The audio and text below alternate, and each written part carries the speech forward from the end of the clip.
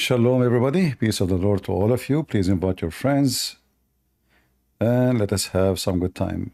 By mistake, in YouTube, I created the dating for tomorrow, but in fact, it is for today. So please invite your friends. This was not many people they joined because they thought it is for tomorrow.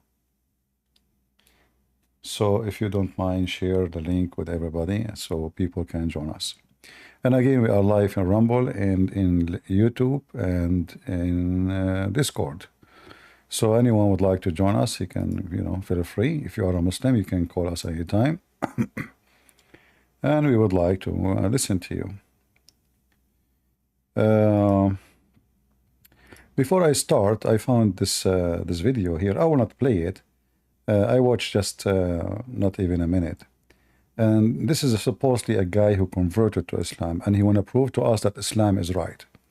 How? Because he have a paint in his hand, and he said, you know what, if I show you this paint, aren't you going to ask yourself who is the one who make it? There is no way it's made by itself.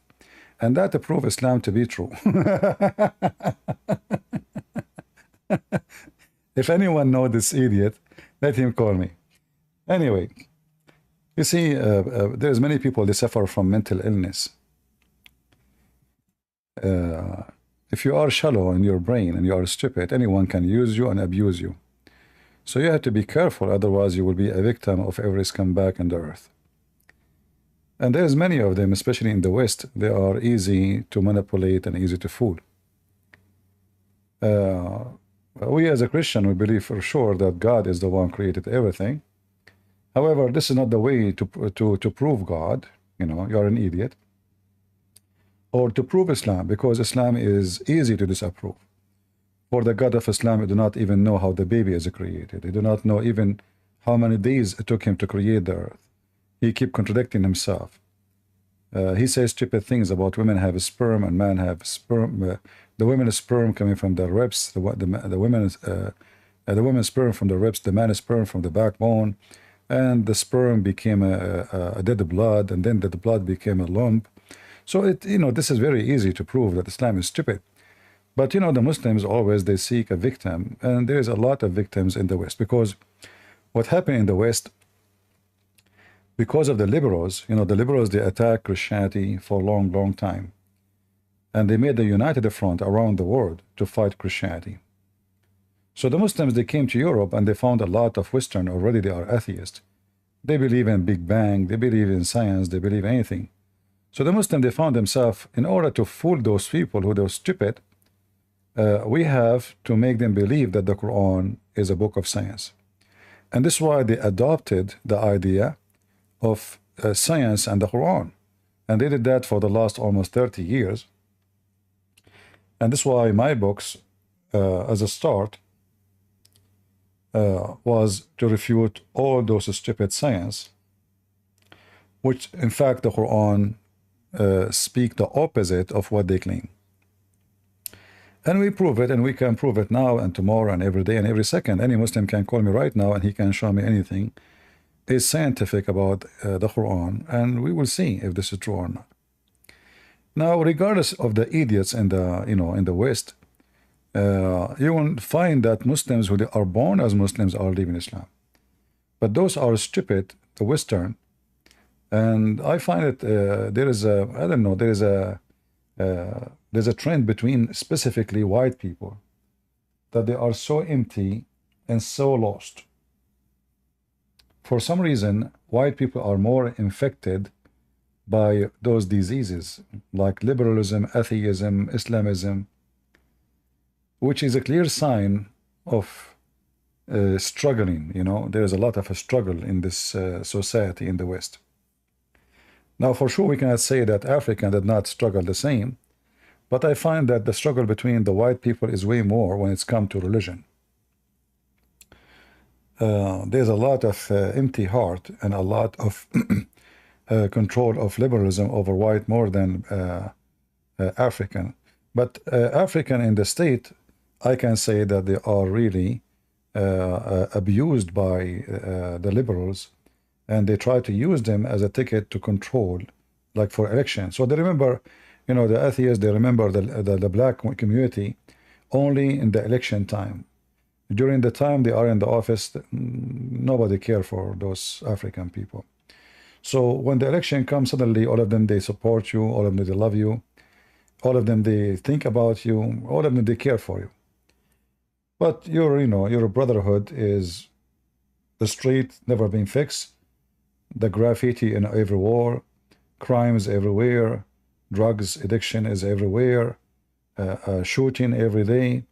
And if one of those liberals, he got elected and he become rich, he will not even live between the black people. He will go and live between the redhead, white, rich people like Obama and his wife, etc. So in the West, there's a lot of reasoning for Muslims to be able to penetrate inside the society. That is not working in other countries. Why? Because other countries are not the same as the Western. They are not totally empty. So the more the emptiness exists, the more Islam can penetrate. You teach your son that there is no God, and he's an atheist, and etc. And you laugh at Christianity, and then the Muslims, they came to you, and now they try to make their religion as the religion of science. And you will notice when the Muslims speak to a white person, he don't mention that the white man, he enslaved the black man. He talked to him about science. But when he speaks to a black person, he will say to you, do you see the white Christian man, what he did to you? As if the black person is not a Christian too. But here you see that the Muslims, they hide always the truth, that they are the one who captured the black slaves and sold them to the white man. All the African slaves came from the heart of Africa, captured by the white Arab Muslims and sold into the white European or any ethnic, You can check it out. You do not need, actually, in fact, until now, they are doing that in Libya and Morocco. Morocco was the biggest hub for slavery in the world. Anyway, our topic today is different from usual. We are going to talk about some scary facts about Allah. You see, one of the stupid things about Islam, or the God of Islam, that this God is very, very, very sexual. And we mentioned tons of things about the sexuality of this garbage cult. However, sex sells, as they say, sex sale. I remember when I was in the Middle East, there was a movie, I forgot the name. But in the movie, there is some kind of sexual scenery. And looked like the government allowed this movie to play. If I say that the movie theater, you have thousands of people want to get inside the movie theater, all of them just to watch the 1 minute sex scenery.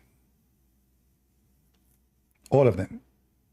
Nobody really interested in the movie, but there is a 1 minute. It's unusual to see in the Middle East. And that at that time it was a big deal. I mean, now it's the internet, you can see anything you want in 2 seconds.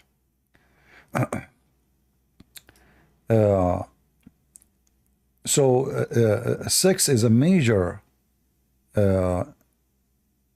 attractive point in Islam. This is why Muhammad, he promised Muslims a lot of women, his penis will be endless, all this stupid stuff, which is disgusting. You see, he never promised you love, like a woman, she love you, you love her, you are happy with her. Because happiness have nothing to do with having many women. Happiness have nothing to do with having many men. Happiness that you are happy. If God cannot make you happy without having a huge number of women, well, this God, he's a failure. Because if one woman, she cannot make you happy, 2 and 3 and 4 and 5, they cannot. Because always you will need more, because simply the more, supposedly, this is the idea, the more is the better. But what you don't imagine, that the God of Islam, he promised reward as sex But even his punishment is about sex. So the God of the Quran, I hope this website will work, he promised Muslims that each or any individual, he will not believe in Allah, Allah will insert in his anus a huge chain. I don't know why this website is not functioning. Let us see again. So Allah will insert in the anus of anyone who don't believe in him, or the one who want to punish him, a huge chain in his anus. Yeah, I don't know, something wrong with this website. What happened with this website? The search is not working. It keeps saying searching. Anyway, we will show you the verse in the screen. It says error in the network. Huh. I see. Error in the network. Try again.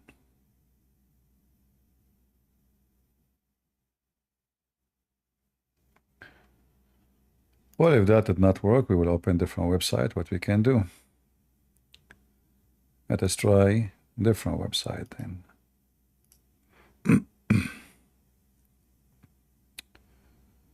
All right.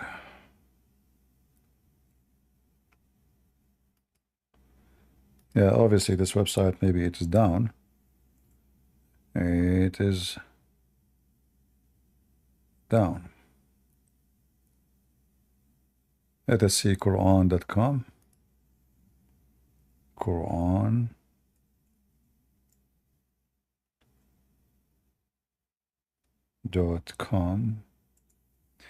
You know, I advise Muslims to change their website name. You should not say Quran.com with O. You should say Quran.com with U. I think that will be better, you know. All right, look like this thing is not working. It says error, keep saying error. We will try later in the same page. But let us see here.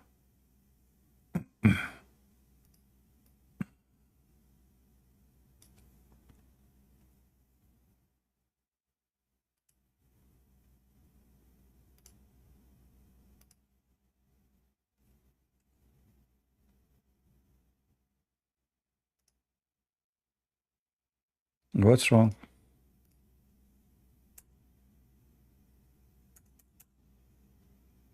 I know what's wrong.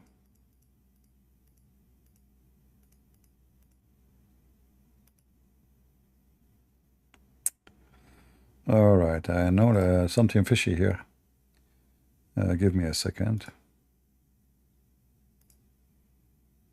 This is the second website is not allowing us to go through. It's for today. So please invite your friends. This is why not many people they join. Okay, hold on. Maybe because of this.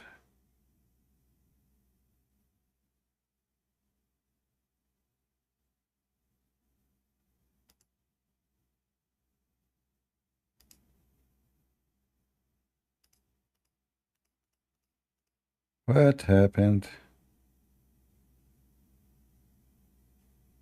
Should we close this? No.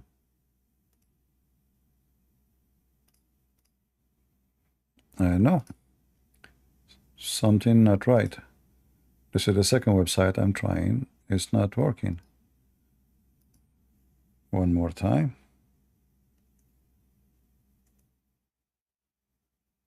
Ah, all right, it's working. That's good. So this is chapter 69. Let us wait for you.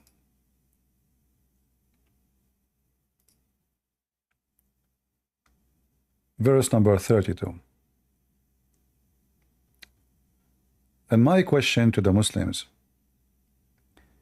if your God is not mentally ill, and he is a pervert.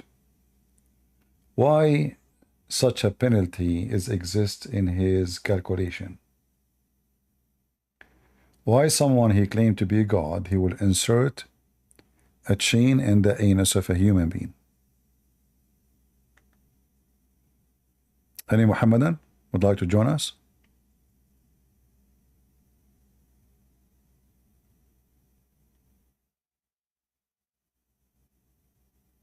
Anyone?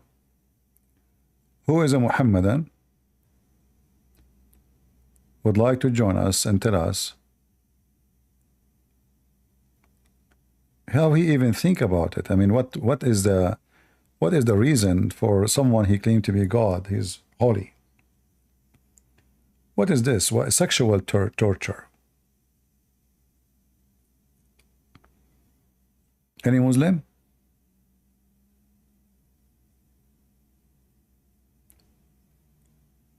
And you might say here in the Quran doesn't say anus.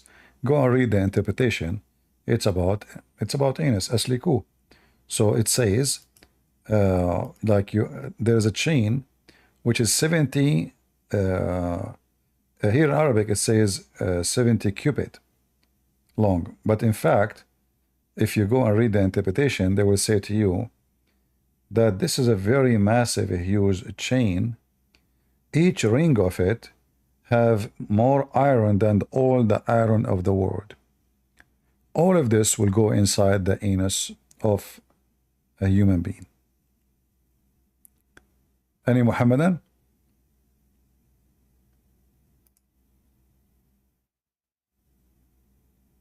Anyone? All right. If we go to the Quran and look, it's even the chapter is 69. It's a miracle. You know, and you tell me Islam is not a miraculous religion and Quran is not miraculous book. Even the number of the chapter is 69. All right? And that is telling you something. You know, Allah is trying to give us a message. Just take it as it is. Sexual message. So we go and read the interpretation because Muslim, they might say to you, this guy is lying. It doesn't say that, CP.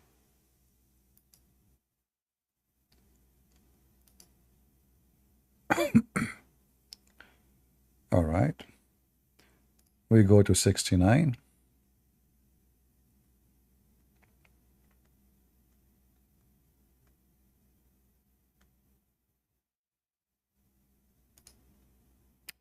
And then we go to 32.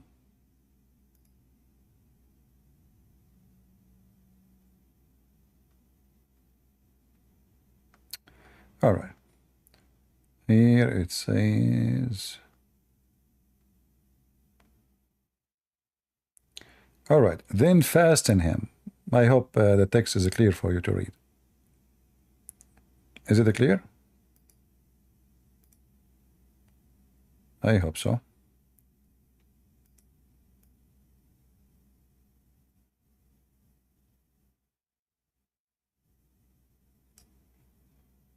Let us see if we can adjust this page, how the page is.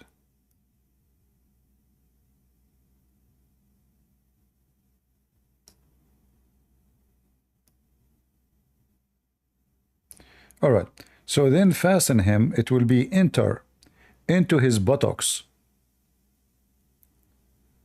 Do we have anyone from the buttocks religion to join us?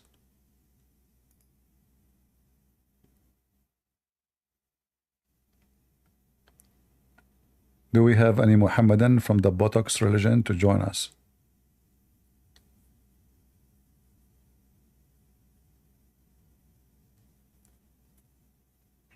Hello? Hello, hello. Hello, hello. So, you'll use. Hey guys, he Peter me. Alila.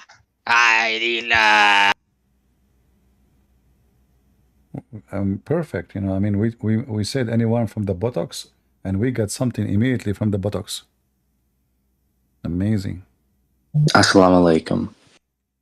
Assalamu alaikum. Janix, yesterday you left Islam. Now we are coming with Assalamu alaikum. No, I just want to touch on a few things. Even if what's happening, you know, what you're talking about is real and Islam isn't a true religion, I don't think you should be so disrespectful toward Muslims. They're good people. What do you mean, good people? The vast majority of them in communities, in societies, Did you live you know, between they help. did you live between Muslims? No, So how you know that the majority are good people? because, you know, if you travel a lot, you go to different countries, the Middle East. I don't know if you know anything about the Middle East. I spent all my life between Muslims, and you, who never been between Muslim for a day, you are telling me Muslims are good people. Okay, I will go with you. If Muslims are good people, why Muslim men they need to walk with their women when they go out in the street to protect them, when everybody is a Muslim in the neighborhood? Do you not just think that's them protecting the women, though? I am against protecting the women. No, I'm saying, like, you just said it yourself. They're protecting the women. I don't understand what. Yeah, they're protecting the women. You just said it yourself. They are protecting the women from who? From them. That's mean the society is bad. If you cannot trust your wife to walk alone and to be secure, that means the ones in the streets are not good people. The reason you cannot send your daughter alone because simply the street is not safe. It's not because it's safe.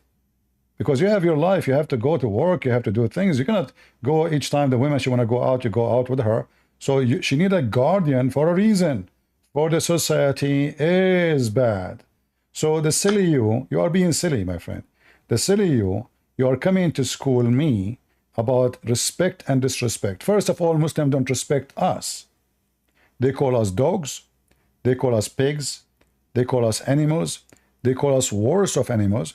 They call us najis, they call us shit, and they burn our churches, and they kidnap our women, and they kill our kids, and then you are coming to school me about Muslims are good. Do you not think, though, it's more indicament of the culture of these people? Like the culture, friend, for example... Don't give me stupid garbage. We're talking about Muslims and Islam, not culture. I'm coming from the same culture. I am from the Middle East. I am an Arab. We are living next door, but we don't have the same culture because simply their culture is Islam. Can I ask you a question? They're a prophet. When the husband of his own son, when he go out of the house, he go and he flirt with the wife according to Muslims books, which I am sure he is sleeping with her. So if this is the prophet himself, he sleep with the women who is married to his son, and he is the best man for them. So what about the rest? Do you not think there's significant differences between, say, Indonesians and Iraqis and I don't care. Somalis? You see, don't be stupid with me. Either you want to be stupid or you want to be smart. I'm talking about Islam. Islam, wherever you go, Islam is the same. Islam is garbage. So if you follow Islam, you will become a pervert. You will become a women chaser. Your mouth will be dirty, and you are not going to be better than Muhammad. You cannot be better than Muhammad. This is their best man. So what he does, they take it as an example. So if you go right now and search in YouTube, you will find the Muslim proud about talking about secret wife, lying to the wife. So they lie to their wife, they go, they cheat, they marry another wife without telling the first wife, because the society is very much corrupt. You talk about protecting women. Do you like to protect women? No, I don't need to. I'm in England. Oh no, soon you will you need to protect them in England, because Muslim they are doing their best to take over the country, and then you will see, according to the Quran, they can beat the women. So what protect women? They don't protect the women. They, the Muslim man, when he protect his property. So the woman, she is his sex toy. He don't want anyone to touch her because she belonged to him. However, women never been protected in Islam, because if Islam protect women, the first thing Islam should do, should not allow the man to divorce the woman, throw her like a dog in the street, anytime, any moment, by even text message. Text message, there's no need for court. She's out, and she will live like a dog. If Islam protect women, Islam should not allow the man to beat his wife for any reason he wish. Muhammad, he said, no man should be questioned for why he is beating his wife. We cannot even ask the guy why he is beating his wife. So if a Muslim man married your sister, and he did beat the hell of her, you cannot ask him why why you are beating my sister. He will say to you, shut up. She is my wife. I paid money to have her. A dog in America have better life and better respect than a Muslim woman. If you beat a dog in America, you go to jail. Serious crime in America. Abusing animals is a serious crime. It's not just a crime. And people will look down at you, and people will disrespect you.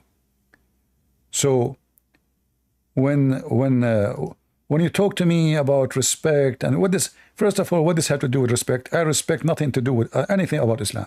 If there is a person, he is a nice person, he is good to people, then this person, he deserves respect.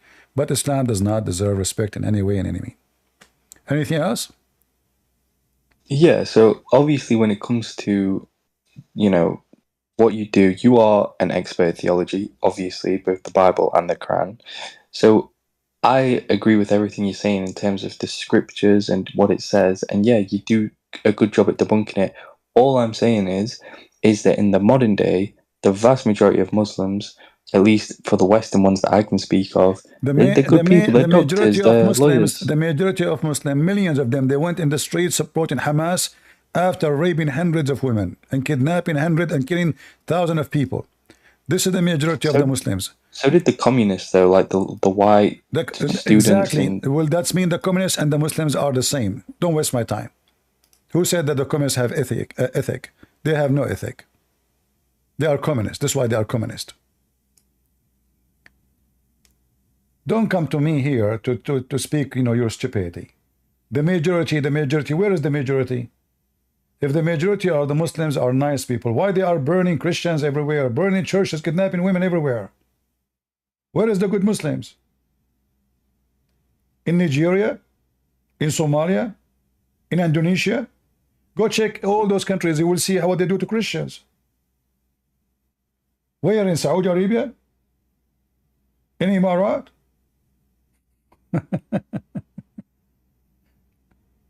Huh? A woman, she was raped, and then the judge accused her that if she is not wearing short clothes, nobody will wear her, will rape her. It's her fault. So don't give me those speeches.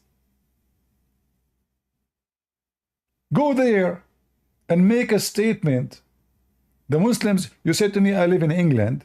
Oh, so I live in England. Okay. Well, go to any Muslim country. Let us see if you can use a Twitter as you wish, or you can use Facebook as you wish, or you can say what you just said to me as you wish. You will be killed in 2 seconds. Why? Because Islamic religion is a wonderful religion. You will be killed. Not they will not beat you. You will be killed. So foolishness is not what we do here. You can give me speeches about respect. I'm not here to come in to respect nobody, including you.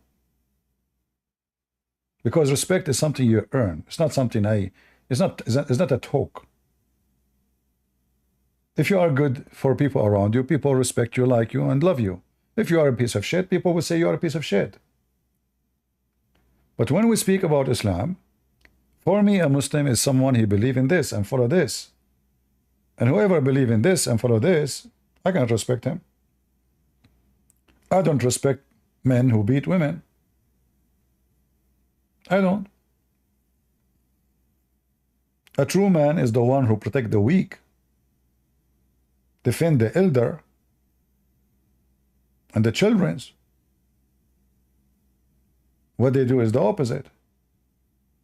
Muhammad himself, when his wife Sauda bint Dama, she became so old, he threatened her that he will divorce her. So he used this woman, he abused her, and now she become old, and now he have many beautiful women as wives, plus hundreds of sex slaves. So he's not going to waste his time to go to this old women. That is how evil Muhammad is. And this is what Muslims they do with women.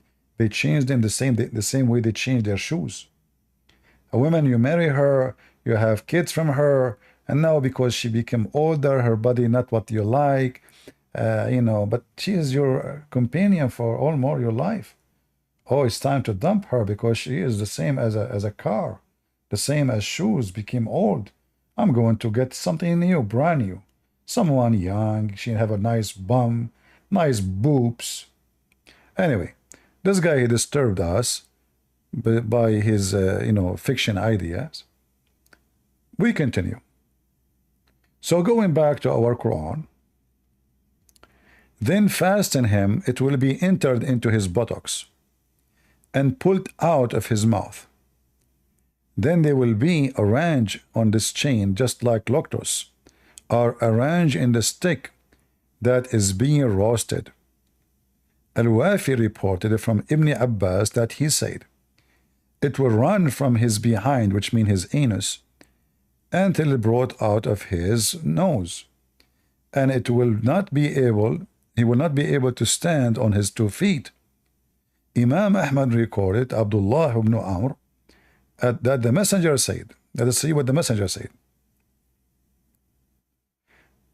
If a drop of lead like this, and he pointed to a skull, bone, were sent from heaven to earth, and it is distance of 500 years travel, it would reach the earth before night, and the same drop of lead were sent from the head of the chain, which is in hell, it would travel 40 full season, night and day, before it would reach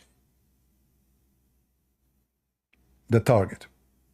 So Muhammad here describing to you how massive this is chain. It's so big, so huge, and it's so heavy. And then why this person is going to have this? Because he don't believe in Islam. And he is not being righteous to the poor ones.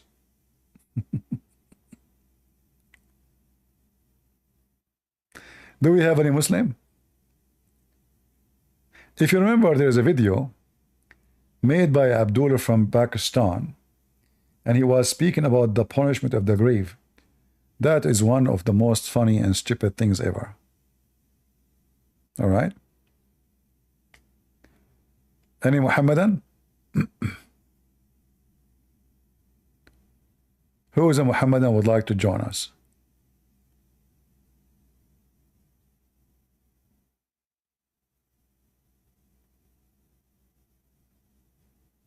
The Middle East is not an evil place because it is the Middle East. Wherever Islam goes, evil goes with it. Wherever it goes.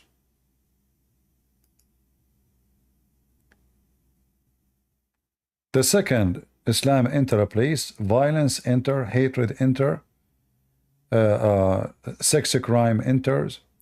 Like, you might think that maybe Saudi Arabia, because they have a very tough law, is the most safe and secure place in the world. You are very much mistaken.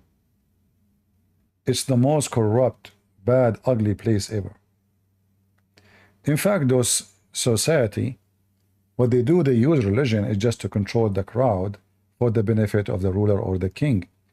But the religion is not even important except as a way to be a dictator. For Islam is the best tool for dictators. Muhammad himself, he established a dictatorship. A woman, she insulted the Prophet,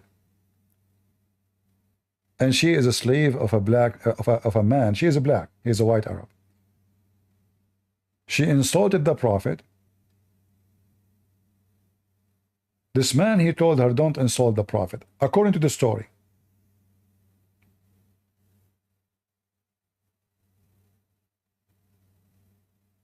And she insulted him again. He told her not to insult Muhammad. She insulted again. So the guy he took, and he's a blind, he took a dagger and he put the dagger in her belly. And according to the story, the blood was showering the baby between her legs. Her son is a baby toddler holding her feet when he killed her. and the blood was showering the child. Second day in the morning, when the news came to Muhammad that a woman was killed, and supposedly now Muhammad is the ruler who will judge. So who said, what happened? Where is the guy who killed this woman? Come here. So I tell him, tell me what happened. So he told him, Prophet, I told her first time, second time, not to insult you, but she keep insulting you. So simply I put a dagger inside her belly. And he told him how the blood came and showered her son. The Prophet, he said, no retaliation. No retaliation. She insulted me? This is Muhammad. No witnesses. Like, do you have witnesses that this woman, she did this? No. Did he ask Muhammad for witnesses? No. And the Muslim, they keep saying to us, Islam is the most merciful religion. This is what they say. And even they say to us, Islam is peace. So if the woman, she said, he is a false prophet, she got killed, and Muhammad said it clearly, her blood is for free.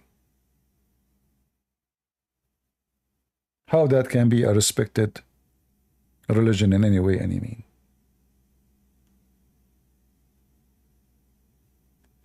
You know, I find a lot of silly people who come to you, and actually I used to hear the same from the Christians. Like, at least this Gen X is not a Christian, so if he say that, I mean, it's but you will hear the same stupid things from so-called Christians. They will say to you, this is not the way to talk about Islam. Why not? Why not? Give me a reason. What will make people dance in the street because of tsunami? You tell me. When tsunami happened, the one hit Indonesia, the news come to the Muslims. I was in Paltalk, and the news came to the Muslims that a lot of Australians died. They thought this in Australia only, or like the incident, big incident happened in Australia. So they opened chat rooms, they made tons of videos celebrating, and not only that, they made Photoshop that the waves have the name of Allah. Allah, he punished those kuffar. And then the news came that the majority, maybe 99% of the one who died, they were Muslims from Indonesia. Suddenly the Muslims, they start taking down their videos, close their chat rooms, celebrating the death of thousands of people. Why people will celebrate the death of thousands of people unless they are, I mean, they did nothing to you. There are people that are going vacation with their children, with their kids. Why you celebrate their death? Because Islam is evil. You see those so-called Palestinians in Gaza and Ramallah? Go check the videos. They were dancing in 9/11. Why? Why you were dancing in 9/11? Why? They were giving baklava, giving chocolate, giving candies in the street. Go watch the videos. The only one celebrate the death of other nations is Muslims. We Christians, if an earthquake had Indonesia, we will not go and make a party. We send aid, we send support, we send food. The Lord said, from their fruits you shall know them.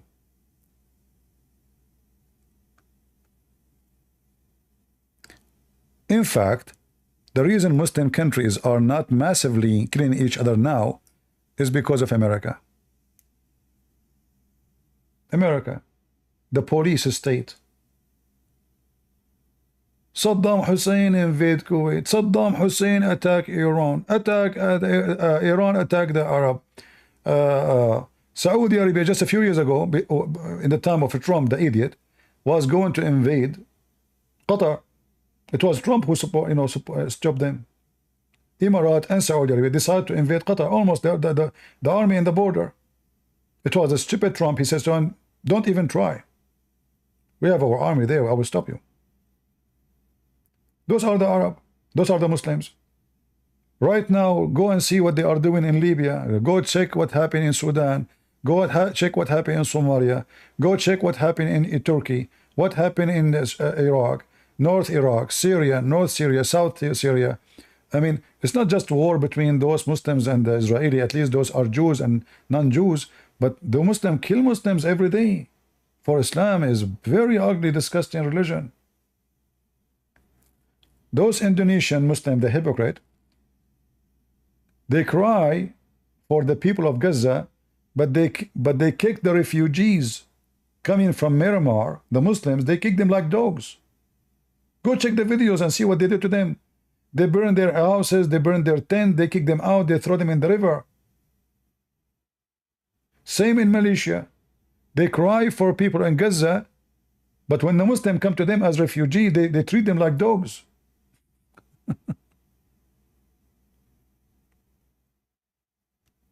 This is reality. Am I lying?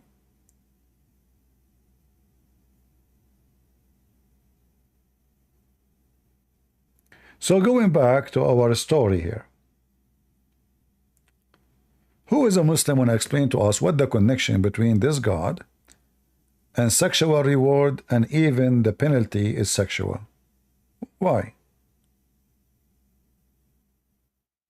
What is the reason? Why everything is sexual?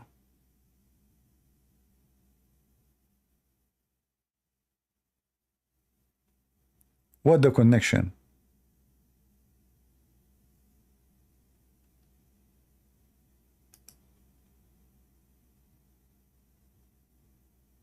Any Mohammedan? And by the way, I'm not against this gentleman Gen X, but I don't have time for this kind of conversation because this is silly. You don't know what you are talking about. This is not about a guy, his name is Mohammed. This is not about a guy, his name is... We are not judging people because of the name. Islam is bad. If you are a true Muslim, you can be a good person, but don't tell me you are a true Muslim. A true Muslim cannot be a good person.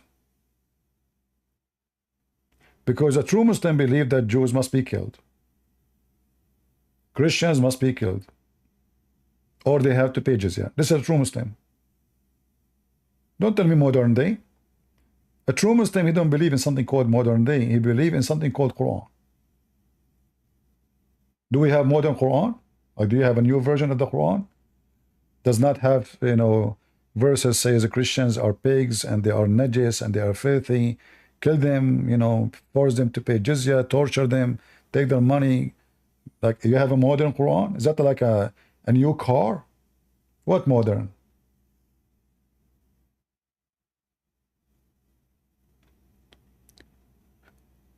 Do we have any Muhammadan? Like, you know, 2 days ago, we have this lady, she is in the chat, her name is Sage. I showed her an endless numbers of evidence. And you guys, you were here, correct? What she do? If you speak to her, she sounds like a nice person. But inside her, there's the devil. All what she do, she lie, non-stop. I show her, look, it says this. It's no, it doesn't say that. It says in the front of you, read it. No, it doesn't say that. It says they have deficiency. It doesn't say that. Look, what's wrong with you? It's in the front of you. This is authentic hadith. Oh, you know, there is many, you know, hadith. You know, so they try their best because they have demons inside them. Decency fly. They knew in their heart that they are lying. But how you can stop a liar from lying when lying is their blood? He says, you want to come to the mic? You want to show them how you lie more?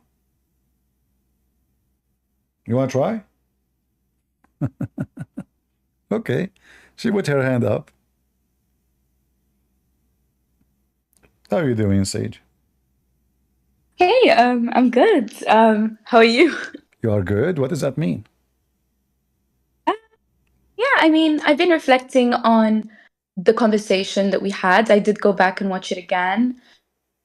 The thing is, I wouldn't characterize this like what I said as like lying. It's just these are the things that I have like studied from my scholars and the way I was taught a lot of these things. When you say your scholars, who are they, your scholars?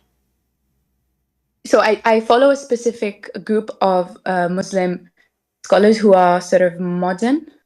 Modern. There's modern scholars now, and there's old-fashioned scholars. Well, they do have sort of their own principles, and they don't believe in sort of the orthodox interpretation of things. So they're a bit more reformist, but they're still kind of like loyal to trying to get close to the sort of truth of Islam, right? So that they're not just making up whatever they want.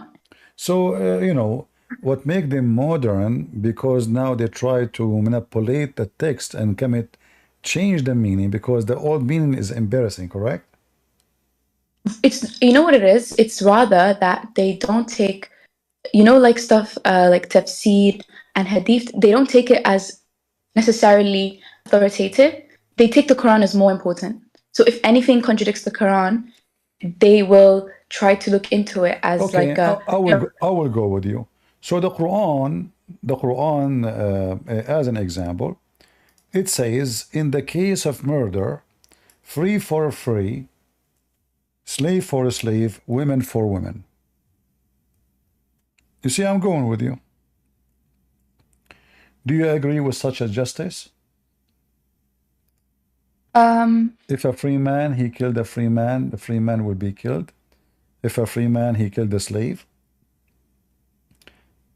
we kill his slave. So now we have two victims, they are black slaves. If I kill you, if I kill you, your husband will kill my wife if I have one. You know, is that justice? Is that what God? This is how smart Muhammad, that this is how eye for an eye. Muhammad trying to practice now eye for an eye. This is eye for an eye. This is religion. So your scholars are saying we don't take the hadith, we take the Quran. Okay, can you bring them here to see how they deal with this? What they will say? Yeah, this is a very interesting one you raised. I haven't. Give me a second. I might be able to see if my scholar said anything about this. You put me on the spot. Can you give me the name of the scholar you keep talking about? Do he have a name? Yeah, it's Ghamdi. Ghamidi. He's one of them. There are quite a few. Ghamdi is a Saudi. I know the family, but what's his name? I don't think it's Saudi. I think he might be from Pakistan, actually. Ah, this is a potato then. Those are not scars. No, but he's from a school of thought, like a modern madhab. No. You see, I will tell you something. Islam. Anyone he claimed to be a scholar in Islam, and he is not, you know, Arab, those are a fraud. They make money. I will tell you why. I will give you a reason why. Because simply, you know, in order to know the religion, you have to be connected with many things. The culture, you know, and the language, and you have to be one of them. In fact, the Quran supports what I'm saying. Just to show you. The Quran says Allah never sent any messenger except if he is a person he speak with the tongue of his own people. Why? Because if he don't, the people will not receive a clear message. You see the verse I'm showing you? Yeah. All right. So is the Quran wrong? He never sent any. But that is about the messenger, right? Exactly. But the messenger, he delivered the message. You know, if the messenger cannot be from any except the same nation, that means the scholars, who they are from the same nation is the one only they can receive the message, because he explained it to who? He explained it to those people who speak his tongue. Do we agree? Okay, yeah. All right. So the scholars who exist in the time of Muhammad, this is who they are meant. And then by time you will become disconnected because the culture change, the language change. Like now I speak Arabic, but our Arabic today is not the same as the Arabic they speak at that time. Everybody know that. So you might take a word, like now, actually even in English, you know, not long time ago, the word gay mean happy. Yeah, you're right. Today, the word gay means something have nothing to do with that meaning, you know. So language change, and language can be disconnected with the culture you live in today. So when we speak about understanding religion, we have to go back all the way to the earlier scholars, not the moderate. The moderate. So what you are doing, not only you are bringing people who they are totally disconnected, you are bringing people who never been from the culture. They are not Arab. They don't speak the original Arabic, and even their tongue is not Arabic. But they open a business, like, you know, I will give you an example of Muslim scholars from Pakistan and India, like Zakir Naik. A Muslim woman, she asked Zakir Naik, I can play the video for you. She asked him, how come Muslim man in heaven will have 72 virgins, and what we will have, our reward? As a woman, he said, but the thittar asking question.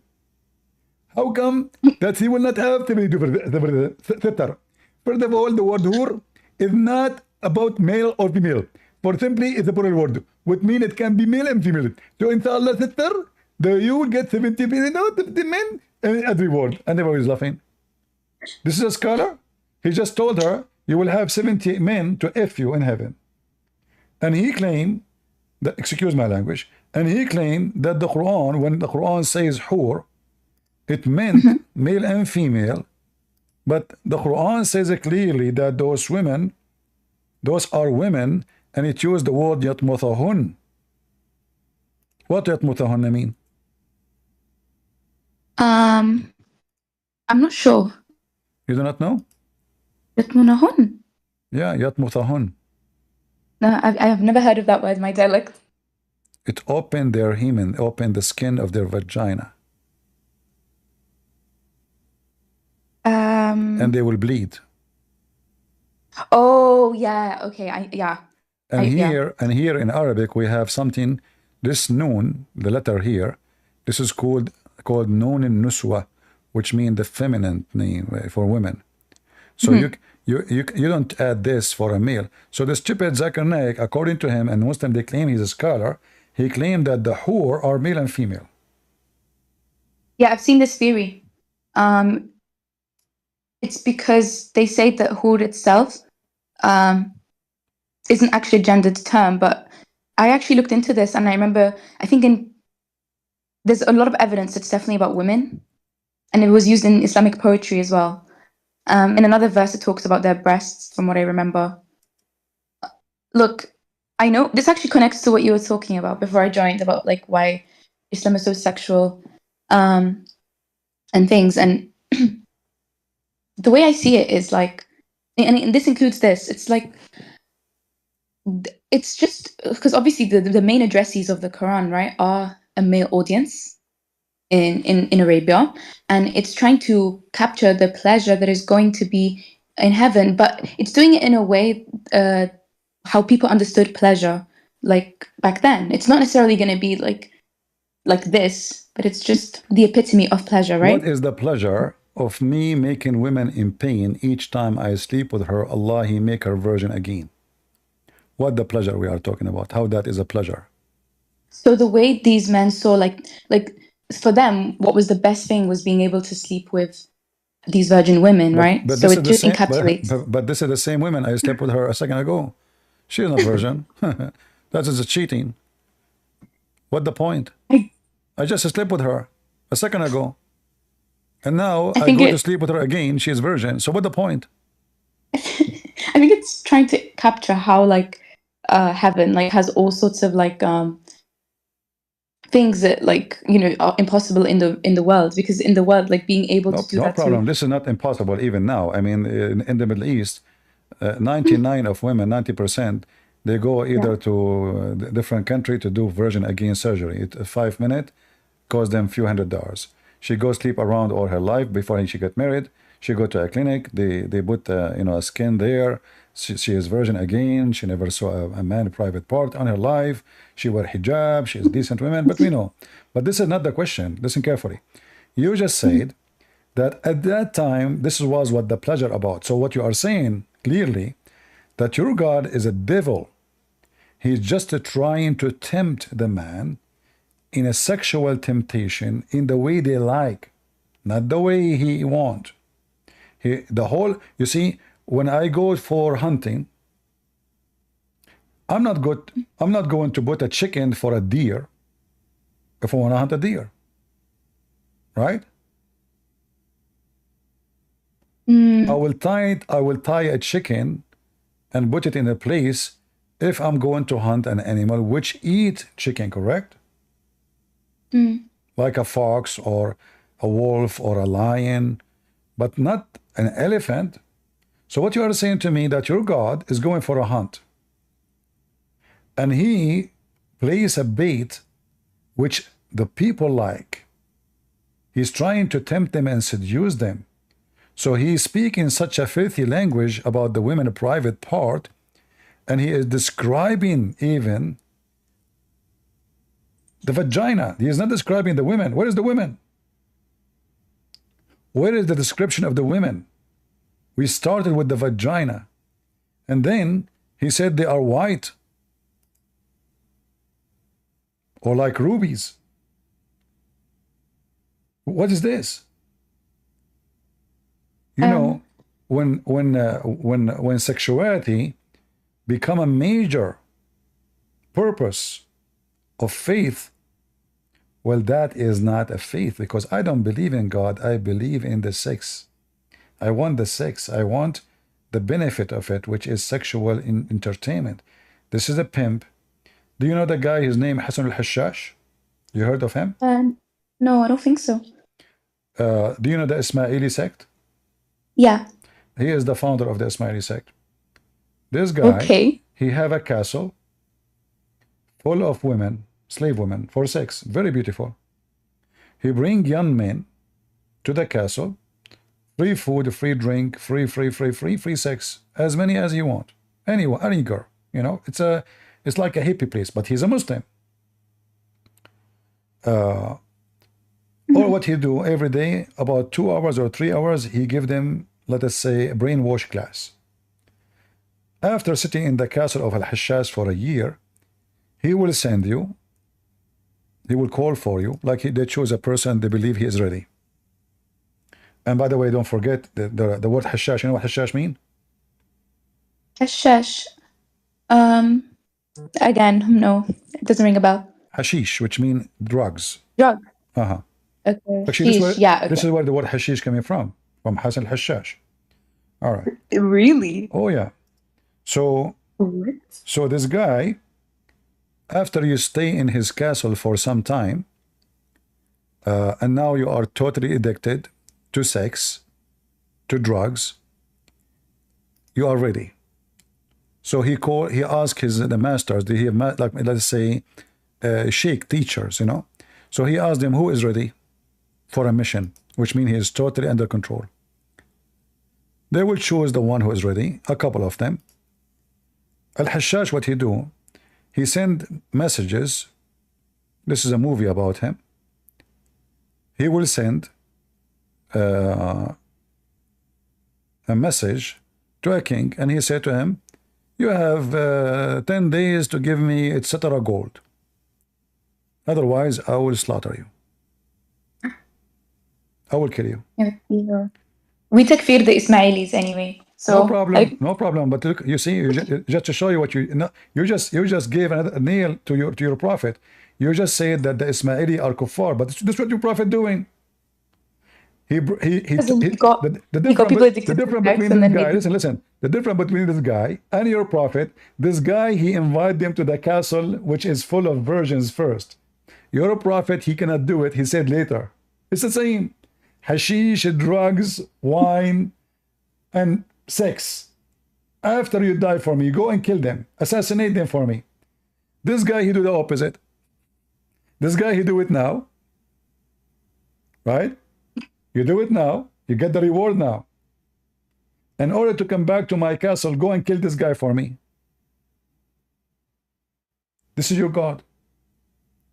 And this is your prophet. Hashish. So again, it was about rivers, it was about grapes and fruits and flowers and plants and all of it, the purpose of it is sex. Okay, no, that was I will ask you, when the Muslim will eat? When? When the Muslim will eat. In Jannah, you mean? Yeah. It just says there will be like, I'm pretty sure it says something about olives or like, not olives, sorry, You grapes. don't understand. No, you don't understand. When a Muslim is eating, is having sex, because the orgasm alone is 70 years. Where do you get that from? I've never heard of that in my life. You're talking to Christian Prince. 70 years. 70 years the orgasm of the man in the heaven. So when he is going to eat, this is the orgasm. This is not the whole sex. This is not, I don't think. yeah, this is not the sex yet. There's no sex yet. You know, I mean, this is not. I mean, this is the end of it. You know. So, if the orgasm is 70 years, Don't you see that as a metaphor, Christian? you of see, like, here we go. You see, this is exactly what you do. I mean, the orgasm is 70 years. This became metaphor. Okay, give me the metaphor of 70 years orgasm. Go ahead. the way I picture 70-year orgasm, right? In language, it's just again showing how like the eternality of pleasure. It doesn't come to an end like in the real world. Pleasure First of all, Joe, I mean, you see, I use the word stupid, but I'm not trying to insult, but this is how I see it. This is how stupid what you said. Eternity of a pleasure, but this is 70 years is not eternity. Okay, you know what I mean. So no, I know what you mean, because I know what you mean. It's stupid because if the sexual pleasure is that's what I'm talking about. You are saying the eternity of pleasure, but you are talking about orgasm. Can't Allah say to you, you will be happy forever without saying your orgasm will be 70 years? Same time, okay, the orgasm is 70 years. How long the sex? 1 second? So what we are doing before, you know, and when you are going to eat, you will be without food for 70 years. This is the orgasm alone. You see, the orgasm should be maybe 1 to 100% of the time. Christian, I don't think time works the same way it operates here. Unless you are a rabbit, you know. Like, come on, you know this. This is outside of the world. You see, time and everything works differently. Oh, everything is very extremely sexual and stupid, you know. Like when your prophet, he say, like you will sit in your couch and you will not move for 40 years. He's talking to whom? Huh? 40 years. You will not move from your couch for 40 years. You sit, not only you are sitting in the couch, like you sit in your right side, you will stay in one position in the right side for 40 years. Where did he say this? You don't know? Yeah, I've never heard of this. You never heard of anything. Yeah, this is not a common thing. Yeah, but now you will say to me, it's a metaphorical anyway. I know your answers, you know. Yeah. Is this also a sexual thing? You know, I'm sure one day you will get married and your husband will say to you, I love you. You say metaphorical, right? Then he will say to you, let us have baby. She will say to him, you mean metaphorical, right? Then he will say to you, you need to take off your clothes. And you say to him, you mean metaphorical, right? Okay, look, Christian Prince, what's wrong? Hold on. And then you say, honey, I'm sweating. I need to take a shower. You say, you mean metaphorical, right? And then he says, did you cook for me? She said, sure, I cook a lot of food metaphorically for you. I mean, anything I will show you, you will say to me metaphorical. Okay, the important thing is that in this dunya, in this world, that's the point. They are told to practice discipline, to not go and sleep with anyone. And that is the important thing. In hereafter, God knows how it actually operates. So all the details Allah gave you, and they are saying to me, God knows? So what this is 70 years orgasm, and what this guys, God knows. So the conclusion is God knows. So all the details Muhammad gave is false then, because only God knows. And did your prophet say this metaphorical? I mean, your prophet, he never heard of the word metaphorical. Only you Muslims, this is metaphorical because simply it's an embarrassment and you try to get away from it. And you know, you see it's stupid. As an example, who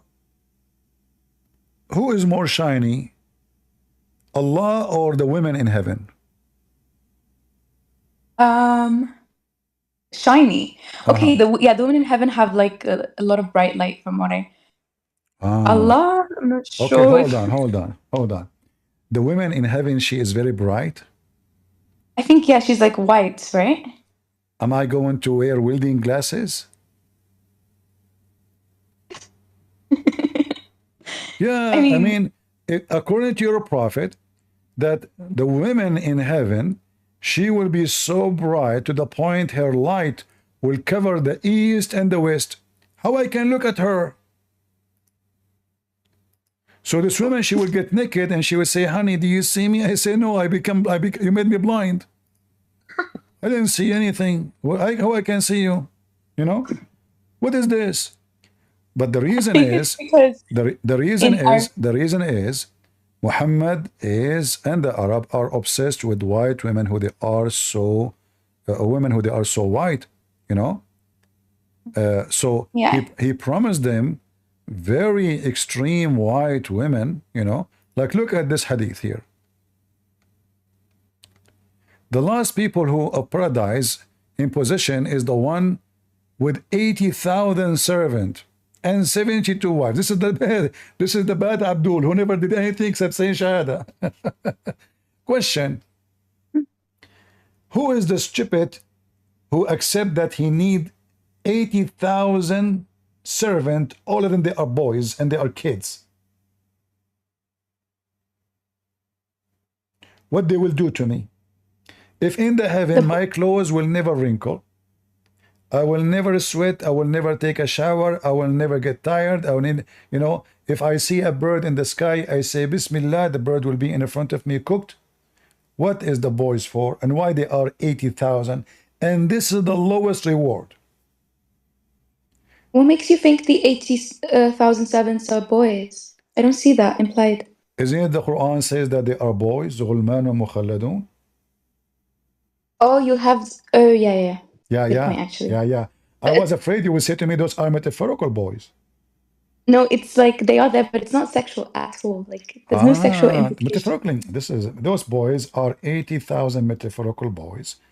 No. Even if they, let's give it and say that there will be servants. Who's to say this is a sexual thing?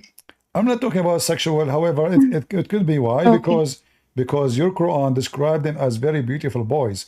Why I need so beautiful boys?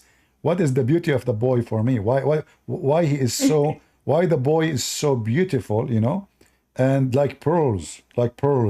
Why even the boys are so white? So everybody is white. There's nothing is black in the heaven. There's no blue. There's only one color, and all Muslims are wearing green. It's like a surgery room.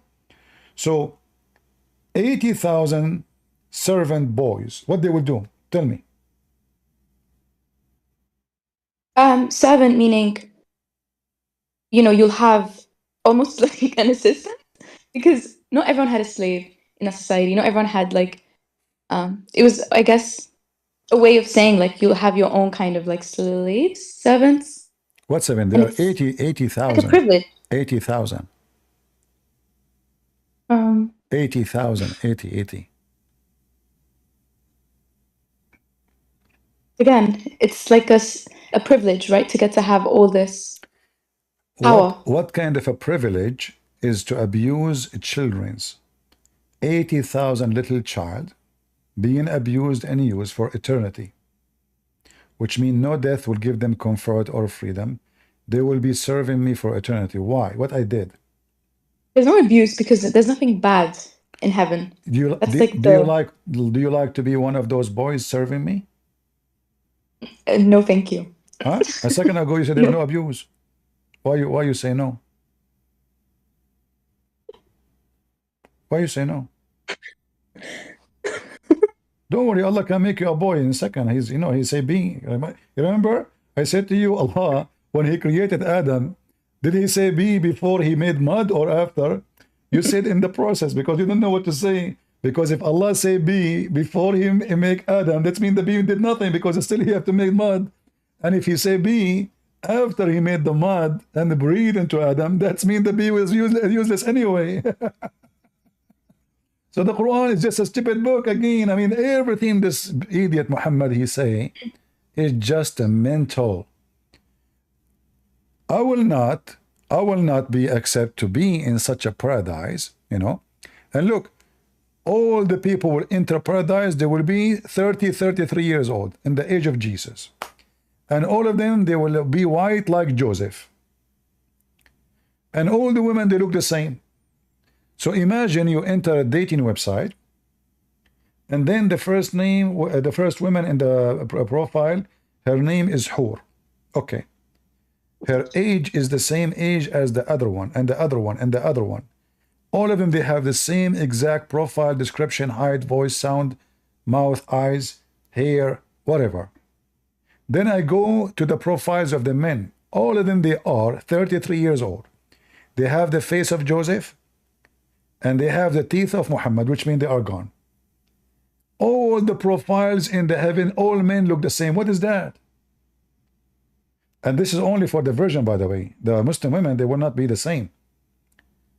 Once I was doing a seminar in the Philippines. A Muslim woman, she said to me, well, you are not being honest. You said women in heaven, they will get nothing. That is not true. Prophet Muhammad, he said that a Muslim woman, when she go to heaven, she will be 70 times more pretty. I said, sorry, you know, you just get me busted. And the girl, she was like so happy, like laughing. And I have a whiteboard in the screen, you know. So I told her, what's your name? I forgot her name anyway. So let us say I put 3 Muslim names of women in the board. And I said to her, let us say we have 3 women. The first one is the lowest in beauty. The second one is twice more pretty. The third one is 3 times more pretty than the first one, twice more pretty than the second one.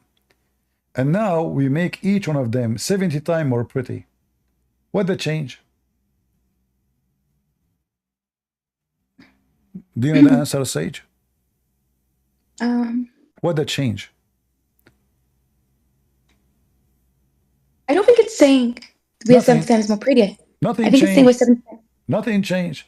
Because the first one, she becomes 70 times more pretty, but the second one, she become 100, you know, 40 times more pretty. The third one, she become 210 times more pretty. And everybody died laughing at this poor girl. I said, do you see how stupid this promise is? You were ugly in earth, you're still ugly in heaven, because you know, beauty is relative to who you are standing next to you. You might be the most beautiful girl between a bunch of girls who they are not pretty at all, but you might look bad in front next to someone else. So this is how stupid Muhammad, and he's stuck with the number 70. 70, 70, 70, 70. So you will become, Sage, are you happy? You will be 70 times more pretty now. Well, first of all, it's compared to the Hur, not each other. We don't compete with other women. No, that's not compare. You see, I mean, Sage is a manipulator. I will feel sorry for her husband. No, wait. Honestly, she will make him. She will make him shish kebab by the count of how many lies she will make a day. Well, what are you talking about? Listen, does it say? No, 70 times the Muslim women, she will be 70 times more pretty than her being in earth. So by going to heaven, you will be 70 times more pretty. You. Just this is not compared to the whore. You go to heaven right away. You will become 70 times more pretty. Look, I apologize. I thought you were talking about another narration that says we're going to be much better than the whore because the women were getting jealous about the whore, and then I'm pretty sure there's a hadith saying we're going to be like, I don't know the number, but yeah. And I confused what you said with that hadith. I promise you, I wasn't manipulating. No problem. But I mean, so now you are not manipulating. After all what you did? Okay. So this thing you said about us being prettier than heaven, like you're right. Yeah, it doesn't mean anything. It doesn't change anything. But maybe what it does, actually, and what you said about the age being equal, I see some value in the idea that we're all going to be equal, because obviously some people were aging at the time, and the idea of like, being young again or being the same as everyone resonated. Oh, I never thought about it this way. So in order to be equal, we have to be all of us in the same age, the same face, the same look, and the same voice. That's amazing. And as long all my wives and their wives look the same, that will make us equal. But just to show you how silly what you said, if God happiness depend in a change in my look, that means me as a person, nothing changed on me, because simply I still believe that my look is what make me happy, is not being with God. It is looking in the mirror and being proud of myself how I look now. So now when I go to heaven, I will look the same as everybody, and I will have the same age, I will have the same height. But guess what will happen now? How my wife, she will know it's me if my neighbor look like me? How you will know you're a brother if your brother look like everyone else? How your husband will know it is you're his wife, not his sister, because everyone look the same. He might ask you to go with him to bed because you look the same exactly as his wife. And if all the women look the same, so what the point with sleeping with all those women? Sleep with one, you sleep with all. All of them, they have the same voice, the same eyes, the same name, even they sing the same song. Does it say that we're gonna have the same face? I've never heard. Hold on. The virgin women, you mentioned to me, you said that the Muslim women, she will be way more pretty than the hur, correct? Not just in looks, but also everything about her will be better than the hood. You see, you just screwed your God again. So now the Muslim man, why he want a favor to sleep with those women if the wife, she is more pretty? Yeah, I think that's the point. Like, we will be better than them, but they also have them. How many times?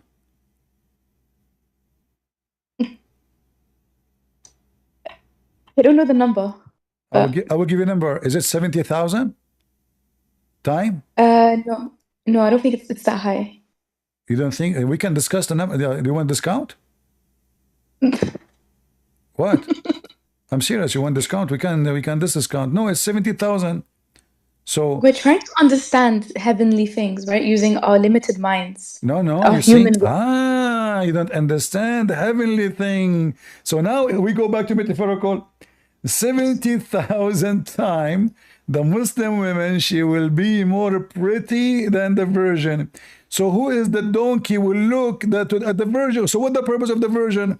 If you will be 70,000 times more pretty, 70,000, not 7 times, not 70 times, 70,000. That means that means the virgin, she looked like a gorilla compared to you. Oh my God, no. Yeah, read with me carefully. Here we go. صفات الحور. This is Al-Qurtubi. والحوراء البيضاء. Let me translate. I hope Muslim men, they will not get horny.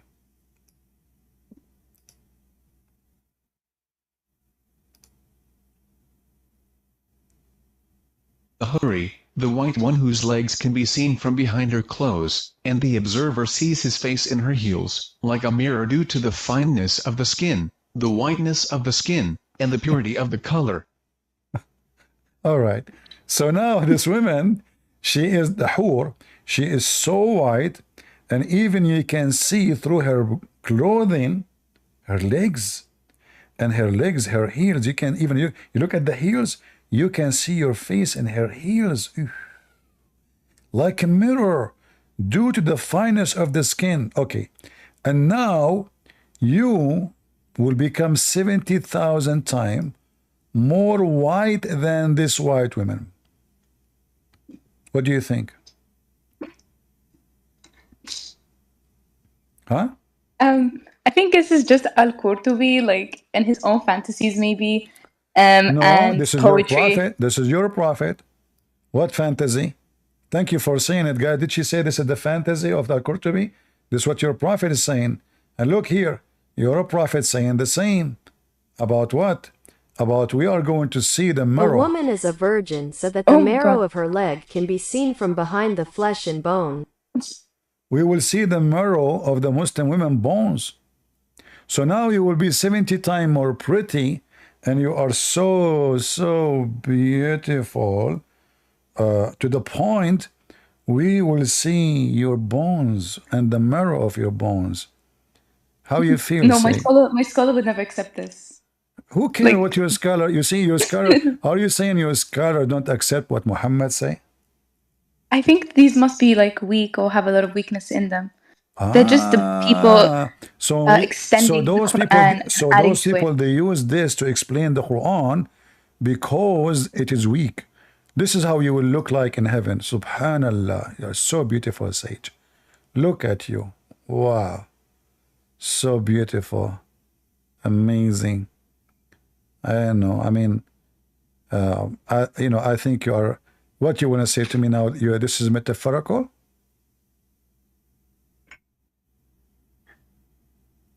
Introduce you guys, Miss Sage in heaven. She go there. This is her. No. This is her. Astaghfirullah. What is astaghfirullah? That's what Prophet said. It's not this. Whatever this is, it's not this. This is what your Prophet said. You don't understand the culture. Like it just means like I don't the skin was white. understand. I don't understand. Explain to me. This Go was ahead. remember, before Muhammad came, this was a Jahiliyyah society, right? And so a lot of these things are just a product of the way they saw things. So Muhammad, he saw those things, fabricating things. And you are saying to me those are stupid people at that time. So Muhammad, he gave them stupid promises? No, I think he told them what's in the Quran, and then they extended it after him and added all sorts of fantasies, and because they were men No, this is what your with mind. This is what your prophet said. Well, should I tell you? You know Jonathan Brown? He's a very accomplished hadith scholar, but he's from the West. And he says the 72 virgins narration is actually nice to meet you, Jonathan Brown. Listen. So if Jonathan Brown, he said the 70 virgin are what? a weak, like the narration, the chains have a lot of weakness in them. Yeah, but what they are? As in, in the hadith, the 72 virgins hadith. No. He's just saying it's a weak hadith. Okay, so guys, a guy, he is not even, nobody. Jonathan Brown is the one who can tell us that those are da'if. Aha. So why in the Muslim website it says it is sahih?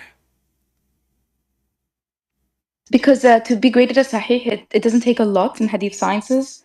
So the Jonathan Brown, he became expert in the hadith, and he was able to check all the way to the time of Muhammad, because he met all the guys who narrate the hadith. He checked one by one, and all the Muslim scholars before him, they were idiot donkeys. I see. Must be true. He has a history. Sage, now she is abrogating her metaphorical excuse. She did not say metaphorical now. She said Jonathan Brown.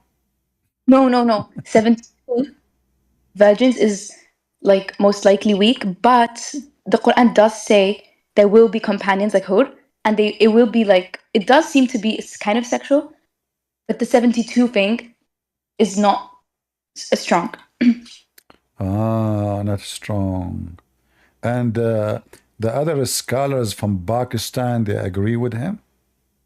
On the 72 virgins, yes. But I think what is the correct number? We don't know how many. We just know that they exist in heaven. You make it more horrible. It might be 70 million then. Right? It's not like... In fact, I can prove to you that there are billions, not only millions. Do you know how? How? Isn't it the Quran says they will have whatever they wish? Oh, yeah. Okay. If I go to heaven, why I want to wish 70 if I can get 70 trillion? You know, I want to make an army to invade an island like Ibn Battuta. You know Ibn Battuta? Mm-hmm. Okay. Is he a scholar too? Ibn Battuta, he's not a scholar. The Muslims are so proud about him. Correct? Yes, Do you know why they are so proud about him? because of his military superiority. I don't really know exactly what he did, No, but no, he's a Discovery Channel guy. He go around the world. He's a historian. Ibn Battuta is one of the biggest fat liars in the Arab history, but the Muslims, they are so proud about him in TikTok. Ibn Battuta is the only Arab who found an island have women only in it, and each one of them she have 3 boobs. 3. This island, there's no men in it, only women. I didn't know about. I mean, I don't know that much about him. Yeah, all Muslims are the same. All Muslim stories, like Muhammad. Muhammad's stories are nothing but fabrication. So Ibn Battuta is just another idiot. And you know, they lie to people. The same story now you are trying to deny about the 70 versions is because of a shame. You Muslims are ashamed of the stupidity of your prophet. So you try to deny what is written, what is authentic, and then you bring someone from the middle of nowhere, Jonathan Brown. Thank God he is not Jonathan White. That will be even more powerful because Muslims are very racist. Brown does not count much. If he is Jonathan White, oh boy. So Jonathan Brown, he said this hadith is weak. That's it. Who is Jonathan White? Brown? That's it. Who cares? how this guy he found out what is right, what's wrong? Right? Well, he's a scholar in the history and historical analysis, so he has an authority. First of all, to be a scholar in such a thing, you see, anyone he speak about the word scholar is laughable. Like I sometimes for fun I say I'm a scholar. Like Muslim they ask me, but the fact is to be a scholar in Islam is about being an idiot, because Islam is the last religion you can be a scholar in it. Because as you see, the source of Islam is messed up. So how you can be a scholar in something messed up? And everyone he judge as he wish. So this guy say this hadith is sahih, the other guy say is da'if, the other guy say is rejected, the other sect says we don't accept this, the other sect says oh this is garbage, the other sect says we kill you if you say this is garbage. Islam is messed up. So what is your, if I ask you right now where do you take your religion from, what you will say? I'll look at the Quran and then I look at the traditional authorities. Okay, and make sure that you see, you just said the traditional, but you went to Jonathan Brown to make sure they line up with the Quran. When they don't, no. I'll investigate First them. of all, who said that the hadith have to line up with the Quran? If the hadith have authority powerful more than the Quran, as an example, when the Quran says you can do muta, do you do muta, Sage? It's not a Quranic thing. It is a Quranic thing. Who said that to you? The Prophet forbade it, from my understanding. All right. And it was only a temporary wartime thing. Guys, did you hear what she said? She said if something contradicts the Quran, we don't accept. But now she just said the Prophet forbade it. Is that forbade in the Quran or in the Hadith? No, what does it say you can do muta in the Quran? It's in front of you. Mastamta'tum bihin, paying wages for the vagina. Bihi, pay them money. Bimastamta'tum bihi. This is the muta. Stamta'tum.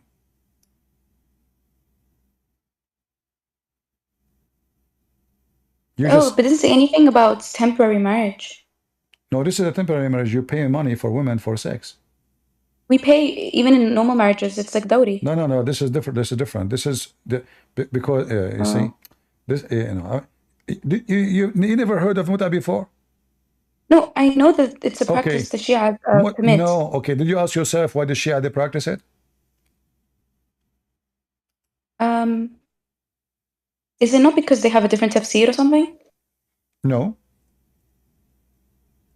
They have different tafsir for everything. You are right, but in this case, The Sunni, the Shia, they agree that this is the muta. Because this is the Quran. So, Okay. I might have to accept it then, if it is allowed in the Quran. I'll look but into no, it. no, no. You see, you have a problem now. You said if something contradicts the Quran, we don't accept the Hadith. The Quran is the word of Allah, so it's naturally has the Okay, it's the authority. so why you don't follow muta then? If the Quran, if I can confirm after this call that the Quran is talking about muta, then I will accept it. How much you charge? Oh wow! What? I'm being realistic, guys. She said she will consider it. No, I won't do it myself. I'll accept that it's halal. For sure, you're gonna do because it yourself. You need a partner. You know. Yeah, I won't seek it anyway. I have a lot of viewers. We can maybe. I have a lot of Muslims are listening. So if you can name your price, because this is what the muta is about. No, bro. No, like you misunderstood. I meant like I will make it. I will not. I'll stop saying it's haram if I can confirm it's halal. What? I will say it's not haram because if you make something haram that is halal, that means so what the problem if it's not haram? It's mean that you can do it. But I personally wouldn't because why? Because psychologically it's not for me, but maybe for someone else it would be good. You know? What does that mean? It means that I'm the type of person psychologically that wouldn't be interested in a temporary kind of marriage. What's the problem? If you're God, are you saying you have more ethic than your God? No, it's different people. God is adhering to different situations. Someone might be benefiting from this so that they don't do like zina and sleep around. Like let's say they're not ready to be in a long-term marriage, right? This is the best thing for them. Well, if you guys listen to this. Muta. What the word muta mean? Muta. I actually don't know what it means. It means sexual joy. Muta. Joy, sex joy. Okay. So when a man he take you to bed for sex joy and he give you money, what is the difference between this and prostitution?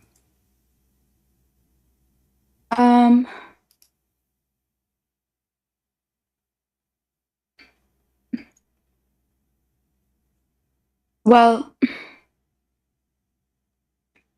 there's a contract here, so you get to give them. You have more rights and obligations. What do you mean contract? What is the contract? Like per hour, per night? What is that? It's not just about that. It's also about like, okay, if I want to do personally, I'm not even justifying this because I don't think it's right, but I'll look into it. But if I had to justify it, it's not prostitution because if I would have to be like, okay, you have to pay me, but also these are my rights, these are my obligations. I want this and this, and yeah, it's more like I don't get hurt in the process because I'm secure. Because you have a contract. What contract?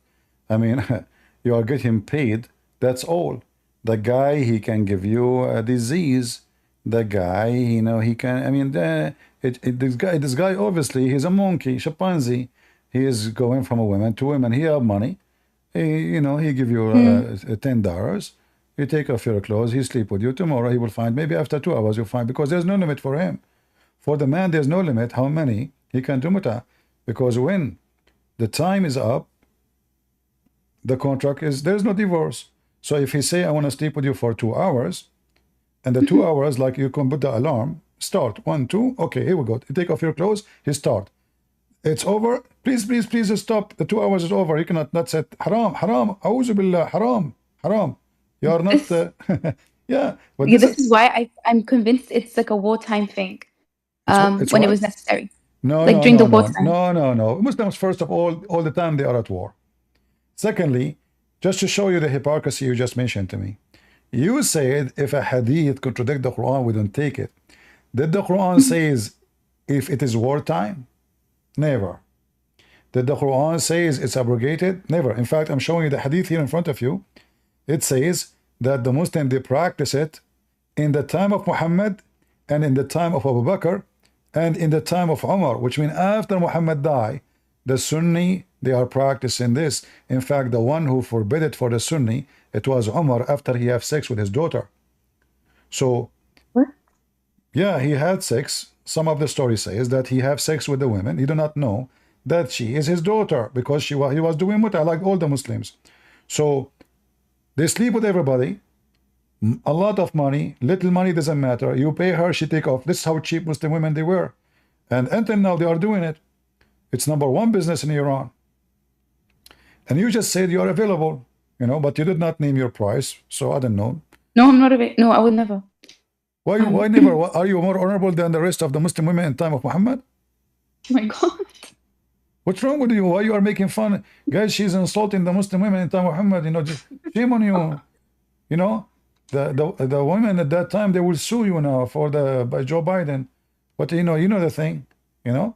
So it says here, and look, Maybe okay, is mut'a a kind of a rental?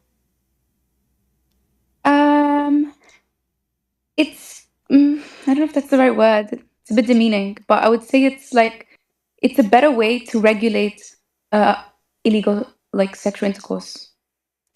Is that like U-Haul? Provide Is that like U-Haul? you what? Sorry? U-Haul. What is that? Obviously, you don't live in America. In America, there's a company. It's called U-Haul for trucks. You rent a truck, but the name fit perfectly. It's a U-Haul, like just push anything in the hole and pay money. So, but is it rental or not? No, because okay, imagine you're in a society where like these men are going and just like doing all sorts of things. Sorry, sleeping guys. with all I the put women. sorry, Sage. Guys, I apologize by mistake. I put the picture of my future wife in the on the screen. I don't mean so. Wife, forgive me. You know. Now everybody see now your ass. Look, your shit in your butt. I can see it. You know, at least what you ate. You ate my hamburger. I can see everything now. Anyway, Alhamdulillah, Muhammad, Prophet Muhammad. Women now, they cannot hide anything from us. Even their shit, we can see it. Look, Sage, look. This is your Muslim website. Explain to us that mut'a is nothing but rental. It is rental. What the word is mustajara. Can you read for us what it says here? Let me see if I can zoom in. In some work, special term is applied to women participate in mut'a. Mustajara or rented women. Mut'a is considered as a kind of rental because the general mere basic aim of this kind of marriage, they call it marriage, is a sexual enjoyment of the women.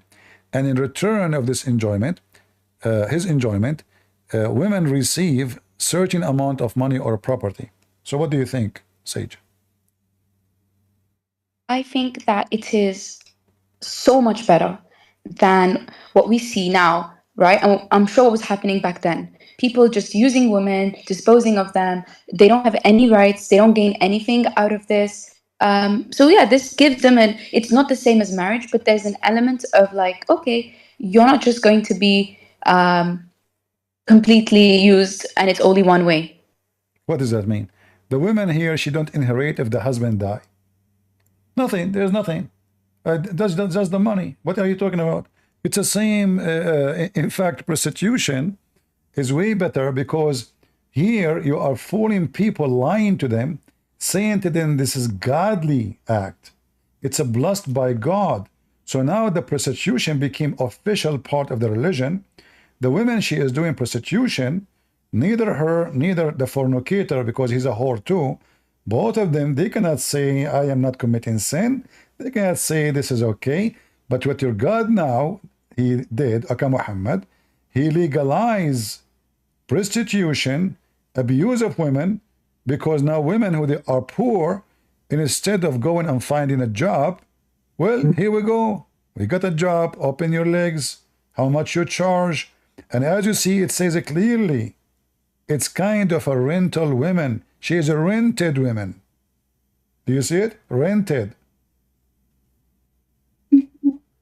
Yeah, no. By the way, just to let you know, in America, if you want to do rent your house, you have to you have to pay tax. So if you do mut'a in America, I think you have to pay tax too for it. Just to let you know. Be careful. Mut'a tax. Yeah, because it's an income, you know, you have to report that in your tax income. Especially these days, you know, you can charge using a credit card. Many customers, you know, if you are pretty, I don't know how you look like, but I mean, depend in the price and the income, etc. And then you have to pay, like, you know, processing fees, cleaning fees, all kind of fees, and just take it off from, yeah. So what do you think? I mean, you see, so now when you say to me we follow the Quran over the Hadith, that is absolutely false. Do the scholars you are talking about accept the mut'ah? They will say no. Why? They say there's a Hadith forbid it. Huh? I thought if the Hadith contradict the Quran, we don't take it. Do you see how hypocrite they are? Muhammad, it's not Muhammad who forbid the mut'ah, it was Umar. And the Hadith I'm showing you here, this is Sahih. This is Sunni, this is not Shia. We did it during the So it was time. Omar who abrogated it. Umar. Yeah, I would reject that. If for me, the Sunnah cannot abrogate the Quran. Then you have to practice mut'ah. No, but also remember there's one thing as well. Why you wanna get married? Let me convince you. Why you wanna get married and headache and etc. Just do mut'ah, more money, more fun, every day new guy, you know, and you know, like you meet all kind of culture, like especially these days in the internet. You put your profile. Today a guy from Pakistan, tomorrow from India, the day after a blonde guy, the day after is from Africa. I mean, fun and money. You know, why you wanna one guy boring, you know, the same guy every day. What the heck?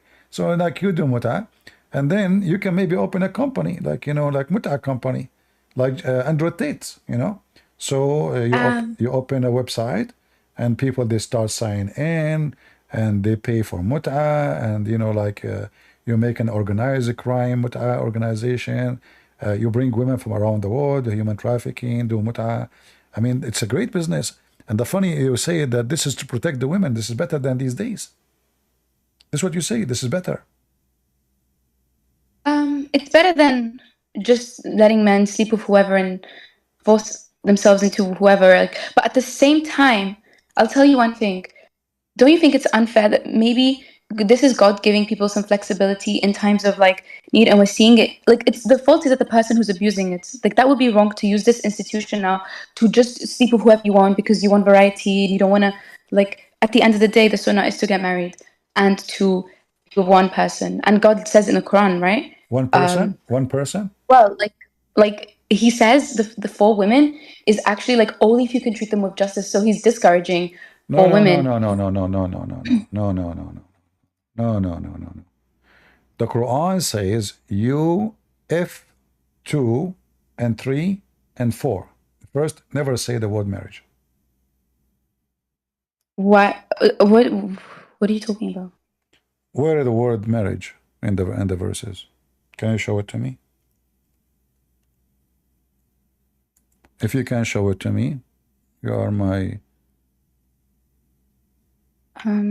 hero.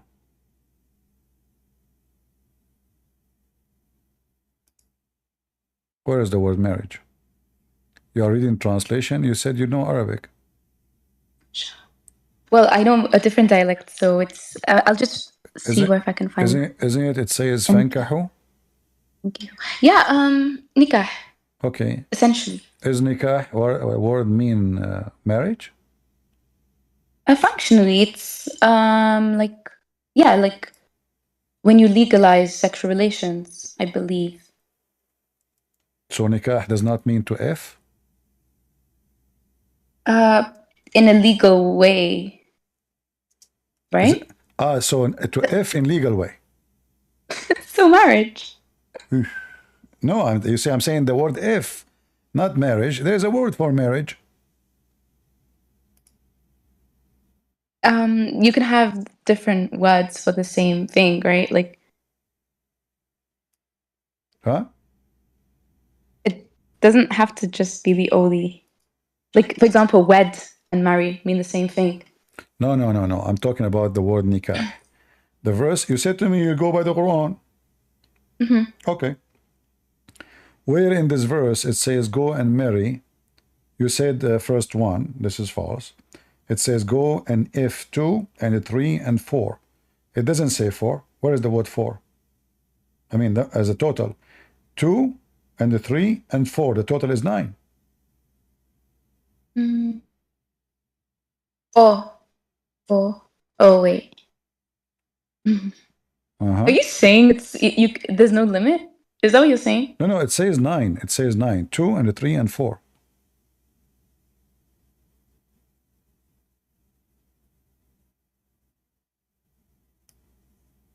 Oh my God. Not to marry, to F. 2 Dude. and through and 3 and 4. There's no or. You see, the Muslim translation, they lie. And you know Arabic, you say it. So do you see the word or in the verse anywhere? Can you show it to me? It says وَثَلَاثَ وَأَرْبَعَ. Yeah, you're right. There's no or. There's no or. They lie. Here they said or. That's false. So if the Muslims go by the Quran, well, the Quran never say or, it says and. So go and if 2 and 3 and 4. How we can prove that the word if anyway is what Muhammad he used? Muhammad he said in case of women, they are having their period, your wife. When she have her period, do with her everything except the nikah. So is nikah a word mean marriage? You are married to her already. Do with her everything except nikah. Do you see it? Yeah. Is that what he used? Yeah, it's in front of you. اصنعوا كل شيء إلا النكاح. You see it?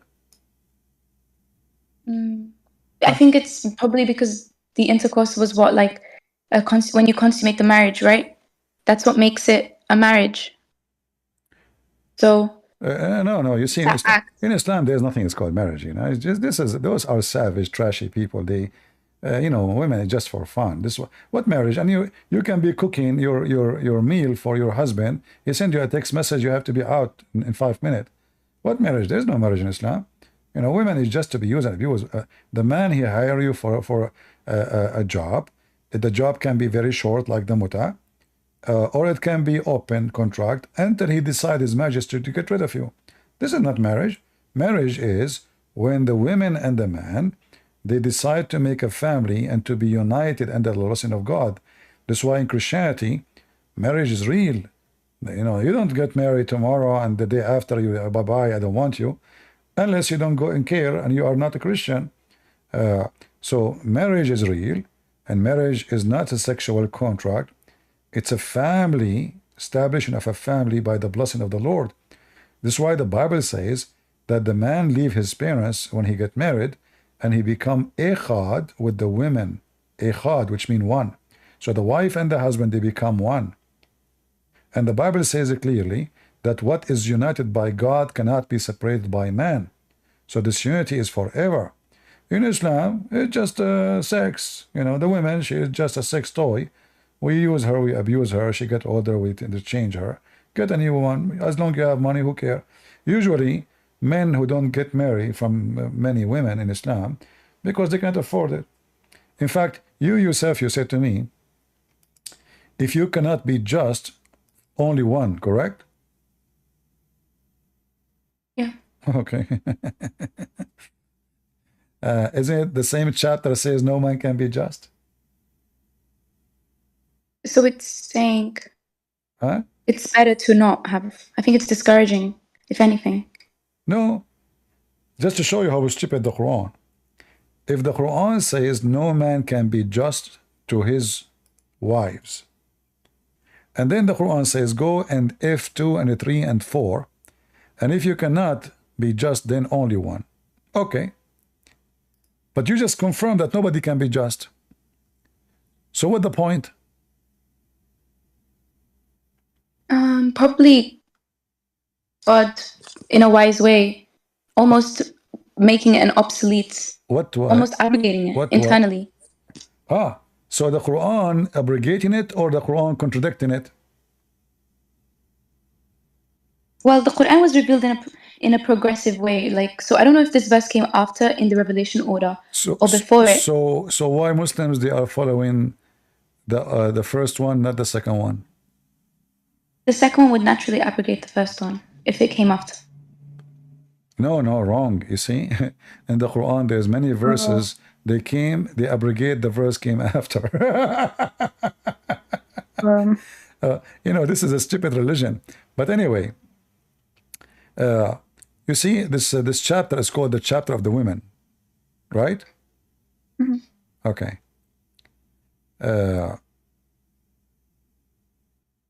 Do you see what it says here?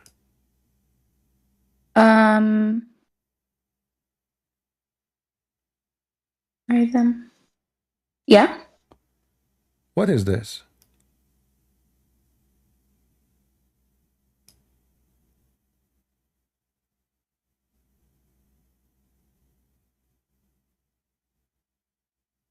To marry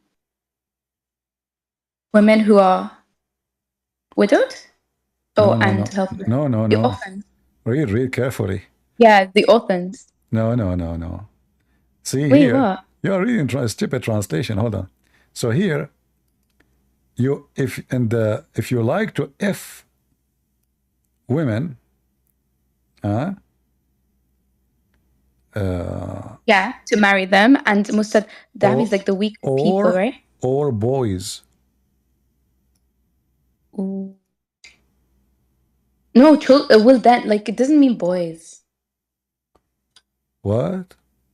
Like wulad, it's like children. No, wildan mean boys.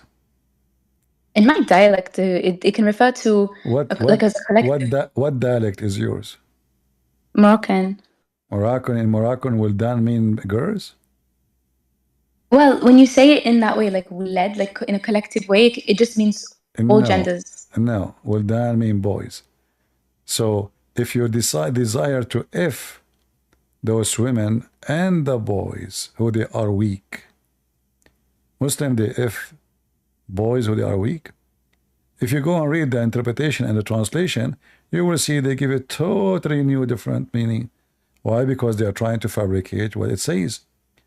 If you read with me here, the translation, it says, Allah give you a ruling about them, and so does what is stated to you in the book about widowed women, from whom you withhold, But does it say widowed in the Arabic?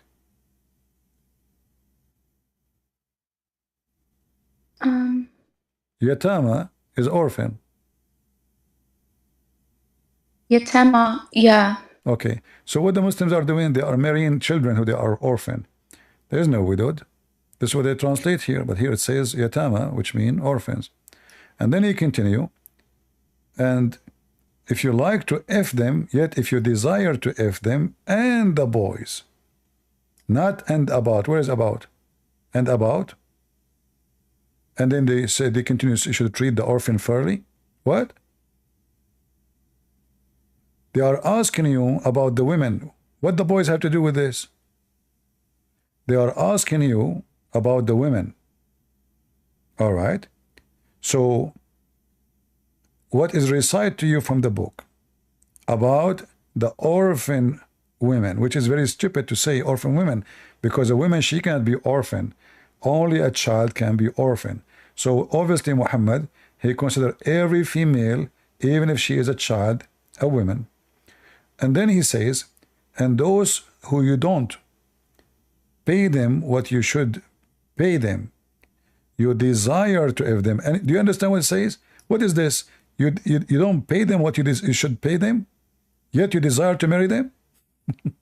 What? What a stupid book. So I'm just showing you. Is it about paying them, or is it about their rights? Huh? Is it about paying them, or is it more like about their rights? What right if they are, it says, yet you desire to marry them, so what right you have to them? What right? If they are not your wives. So what does that mean? What I should pay them? If she is not my wife, I will pay her what? I think it's, isn't it referring to like, you have to also treat them and give them their rights if you want to marry them? No, it says you don't pay them what they deserve to be paid. Yet you desire to F them. And the boys. Stupid book. Anyway, so you will Yeah, notice here. I don't know. To be honest with you, Listen. I don't know about this one. No, I really I don't don't. know about everything. Look, what this verse have to do with this verse? Nothing. What this You verse? keep catching me out today. Like What? you're mentioning things I haven't really looked into. Yeah, all of you never bring your scholar. Why you don't call this guy Abdul from Pakistan? Your scholar from Pakistan. I'll see if I can get him, or at least the representative of his school, to come. Okay, well, you call him right now. Yeah, why not? I mean, what he's doing nikah now? Come on. I don't know. He's Maybe actually doing hiding. nikah. I mean, this is Islam. I mean, they are busy doing nikah with the orphans. He's married and he's monogamous. So what? If he's married, he's what? He's monogamous. He's What in is a one-wife marriage. What's wrong with him? I think you have his views of polygamy are very rational. It happened when, like, before the Quran, like people were taking in loads and loads of wives and stuff. This was like regulating it, discouraging it. You can't just change a society overnight. A lot of these things, So like what was operating. Muhammad was trying to change the society by having more than 25 wives. Well, he was marrying them, treating them well. Also, he has his own like rights when it comes to marriage because he has other obligations. He can't divorce. He have obligation, Right. too much work, so he have to F a lot. Poor guy. If he is a prophet, should not have time for women. What obligation? So now because I'm a prophet, I have to F more? And why the Quran A lot says, of women were if offering you themselves. hold on. You just said that the scholar you speak to is more rational, but you just said Muhammad is not rational. He's an idiot. He's a sex maniac. No. Yeah. So why he have all those women? And why is Muhammad is above the Quran? So it's because the scholar is referring to our current contemporary society. It doesn't only work. It only works polygamy in a society where like the men are in fact the breadwinners. We don't have women working, and they need men. Or like there's war and there is like an excess of women and less men. But now it's fine because women can fend for themselves. They don't need a man to support them. So if we have less women and more men, can the women marry for husbands?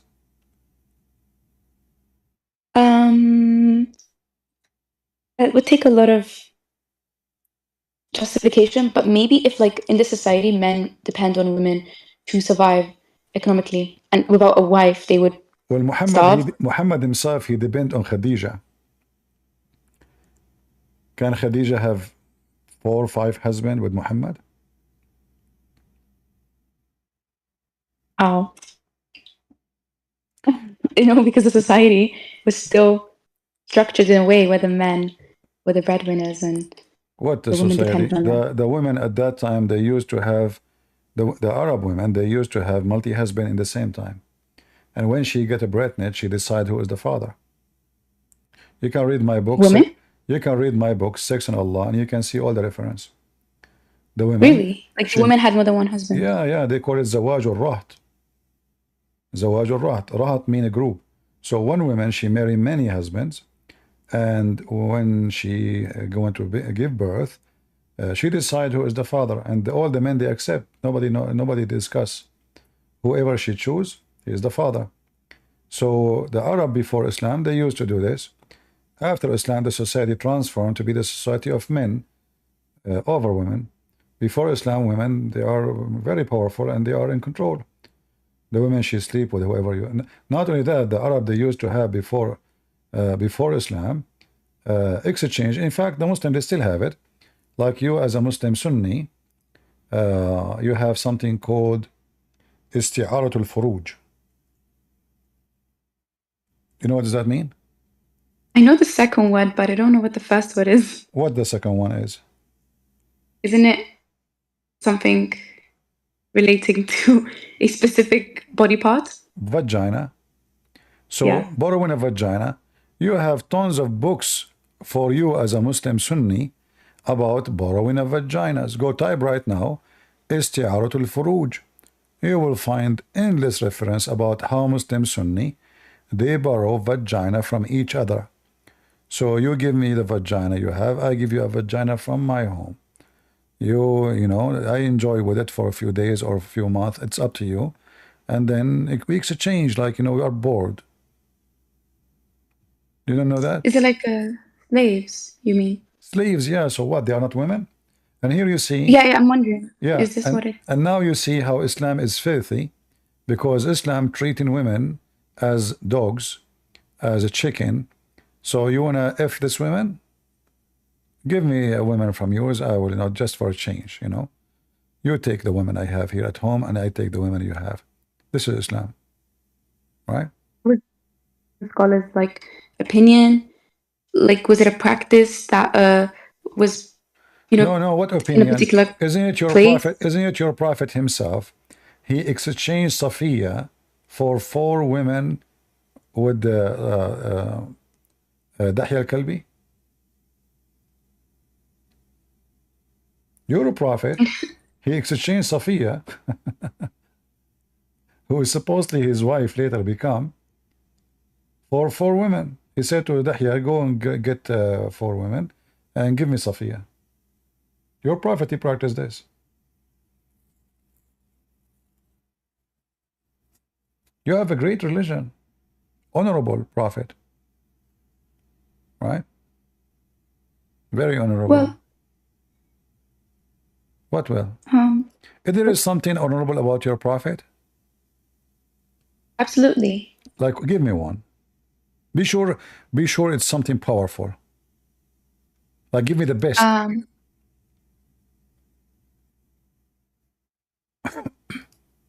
The best would probably be, yeah, he eliminated the institution of female infant burial. I think that's the classic.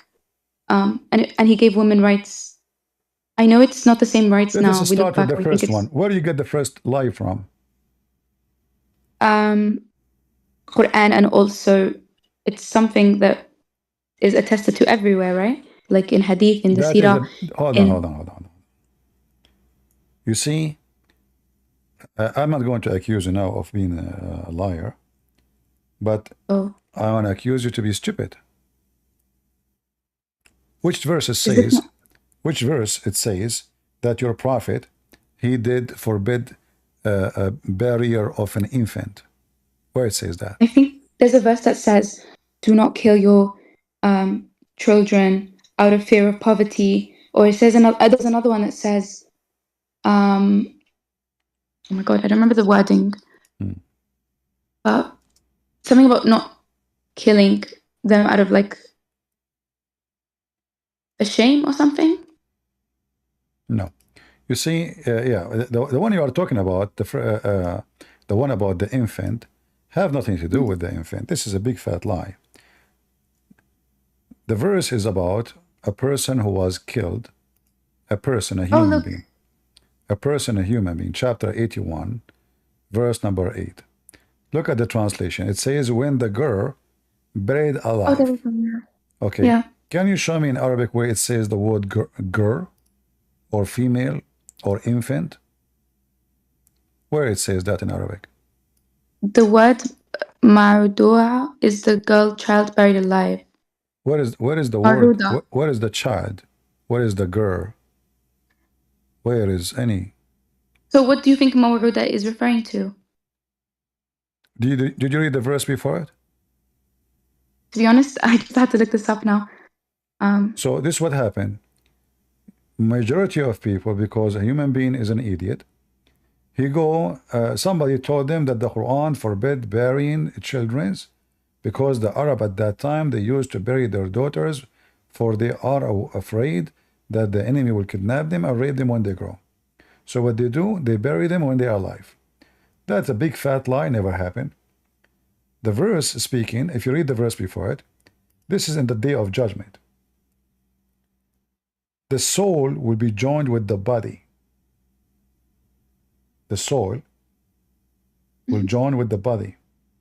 That body which was buried, and will be asked, for what guilt you've been killed.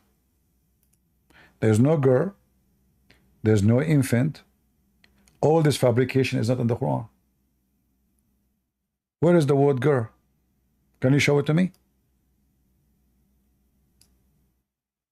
It's the term al-maw'uda is, according to Google, referring to that girl. No, because this is what the Muslim translate. Even here it says women, but there's no women. Maw'uda is the one is buried. That is the soul and the body, which is killed. So God will question, for what reason you've been killed? What is your guilt? And then he will open the pages of deeds. So this is the time, supposedly Allah will judge everybody for his crimes. So those who been killed unjustly, Allah will ask them, tell me who killed you, so I can punish them. Why you were being killed? What is the guilt you did? Have nothing to do with the infant, have nothing to do with any of that. The Muslims always they fabricate.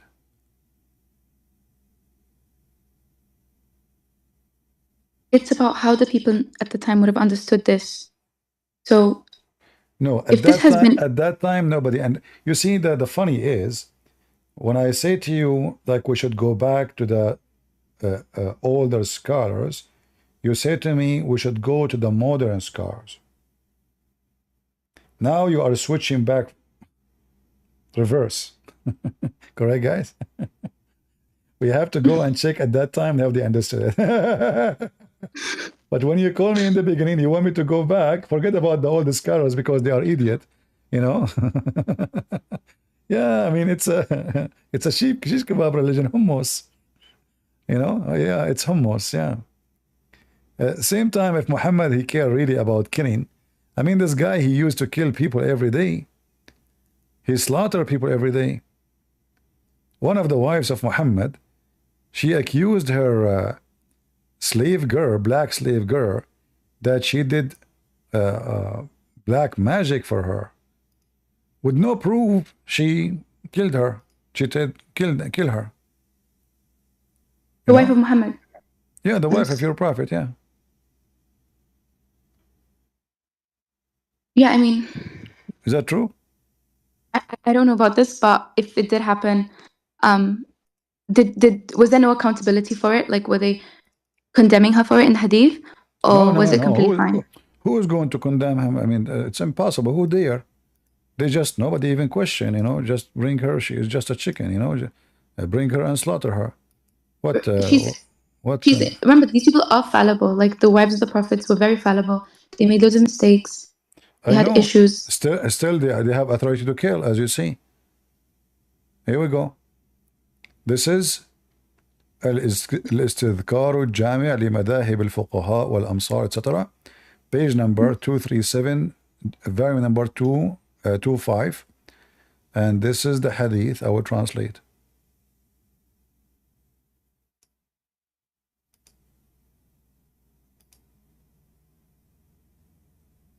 (1624) pages 237, 1622 Malik, on the authority of Muhammad bin Abdul Rahman bin Sa'd bin Zurara, that he was informed that Hafsa, the wife of the Prophet, may God bless him and grant him peace, killed a slave girl of hers who had bewitched her, and she had plotted it, so I ordered her to be killed, and she was killed. See? Just kill her. She is just a black, poor girl. Slaughter her. And now Hafsa will go to heaven, and she will be 70,000 times more pretty. Why Sage, why 70,000 times, not 70 million times? I mean, why Allah is being so cheap?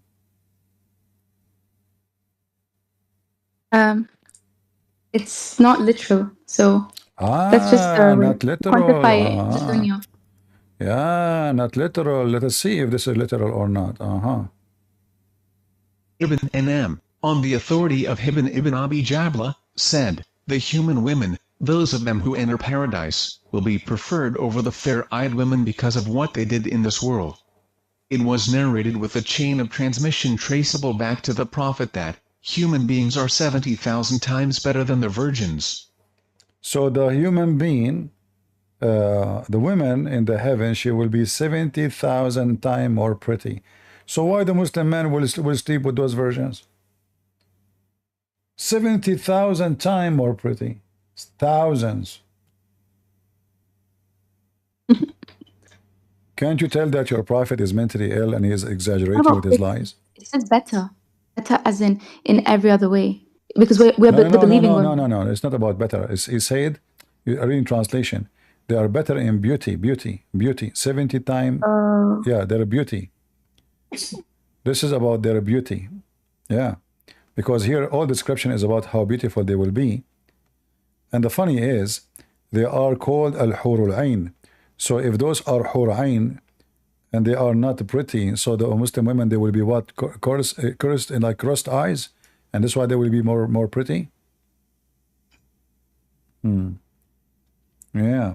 All of this is about hurul ain. I think it's just because it would be very, very unjust if they would be prettier than. But just to show you how stupid Islam is and your religion, the same verse says that a human being, women, they will be 70,000 more pretty. But then it says here, your prophet, he says that Allah in the heaven, he will give him better women than his wives, which means his wives on earth. Does it say that? Yeah. No way. Yeah. And I will replace him with a better husband than his wife. The translation says husband, but this is wife. So Allah, in heaven, the same page, one it says that the women, she will be 70,000 times better than the hur, and just one line underneath it says the hur will be better than the wife in the earth. Oh, why does it say husband? Oh, it's zawj, right? They just assumed it's husband. Zawjan. Yeah. Oh, okay, it's wife. Yeah. Okay. Zawjan doesn't mean not necessarily. Zawj. You know, as long as we are talking about zawj, I want to ask you, because my mathematics is stupid. Sorry, I used to be the worst in mathematics. According to Zakir Naik, this is why we are Christian. He said, Christian, they say that 1 + 1 + 1 is equal to 1. And this is why we reject the Trinity, because they have a bad mathematics. Okay. So I want to ask you the word zawj. If we say 8 zawj, 8 pairs, how many the total? 8 pairs. 8 pairs 16, right? Okay, you're right. She is good. Man. Okay. So how your Quran, the stupid Quran, says that there are 8 animals?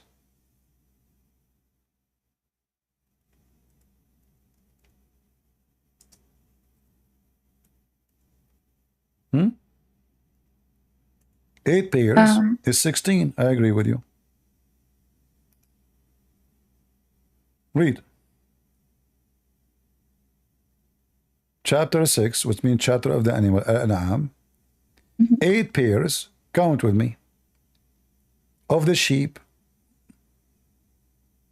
1 male, 8 pairs of the sheep, which mean male and female. Okay. And 2 goats, correct? But the total now 4, correct? Yeah. All right. Verse after it, he continue counting. And 2 camels. What the total? 6. And 2 oxen. What the total now? 8. So what is the 16 pairs? Where is the 16 animals? Is it saying 2 of each? Like. No, it says 8 pairs. 8 pairs. Yeah. You're right. 6, 1, 4, 3.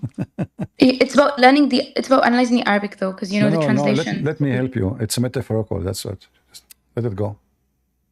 Wait, that would be unfair before looking at the Arabic. So do you agree now that this is a stupid Quran? No. What do you mean, guys? Didn't she say 8 pairs is 16? You said.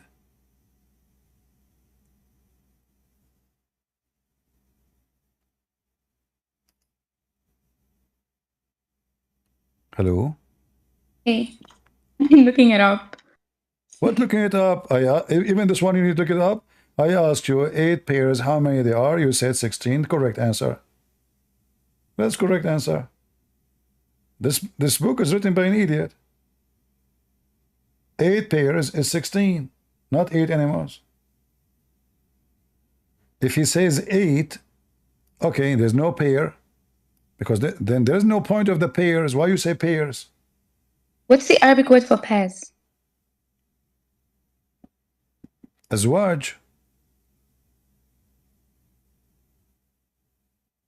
Azwaj. 8 pairs.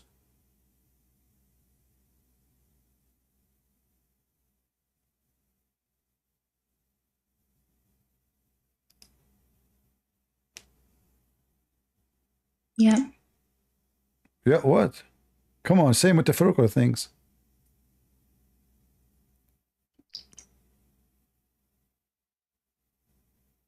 It's 4 pairs. It should be 4 pairs, right? Yeah. So somebody placed the word 8. Do you think those are the Jews? I have a feeling that Netanyahu is behind this. Or this guy Ben Gafir. The one, his glass is so thick, so he like, let me fix this, you know, he changed it from 4 to yeah. What did the tafsir say about this mistake? If it's a mistake. For sure the Muslim will not agree it's a mistake. They will try to defabricate. They will say the Quran did not mean pairs as pairs. It says pairs, but he meant not pairs. Yeah, I think azwaj.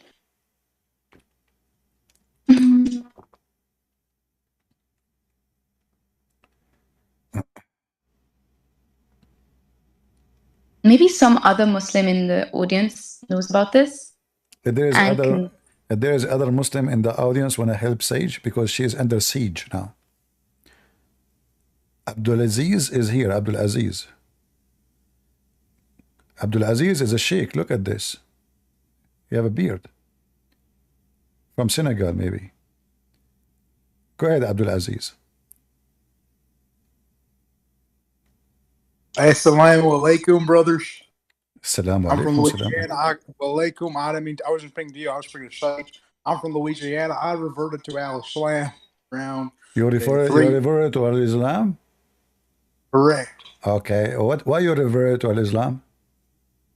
Because I saw Christianity as a fake religion. Oh, okay. Why Islam is good and Christianity is fake? Tell me. I'm learning from you. Well, I was believing one God, and I saw that there were many contradictions in the Bible. So I have to say that the only true religion is Al-Islam. Amen. Hallelujah. Are you using this voice changer? No, that's my actual voice. I have a bit of a stutter. All right. So listen. So you are saying to me if there is a contradiction, you will leave the religion? If you show me even one contradiction in the Quran, I'll leave Islam. Okay. Well, I just showed here this lady. The Quran says 8 pairs. 8 pairs. How? Let me see how good you are in mathematics. 8 pairs is 16 animals. What'd you say? So I'm sitting down on my computer. I'm trying to load up. I'm trying to load up my screen share. Is 8 pairs 16 animals? 8 pairs of what? Animals. 8 pairs of 2 would be 16.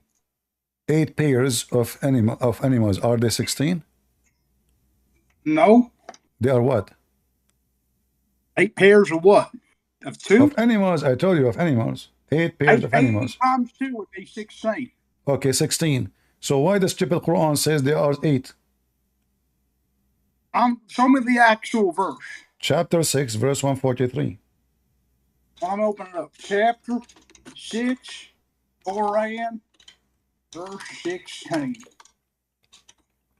Chapter 6, verse number 140. Sorry. Chapter 16. Sorry. Chapter 16. Hold on, my friend. I gave it the wrong. Hold on. Chapter 6, verse 143. Chapter 6, verse 143. Chapter 6, 143. Let me open it up. Here. All right.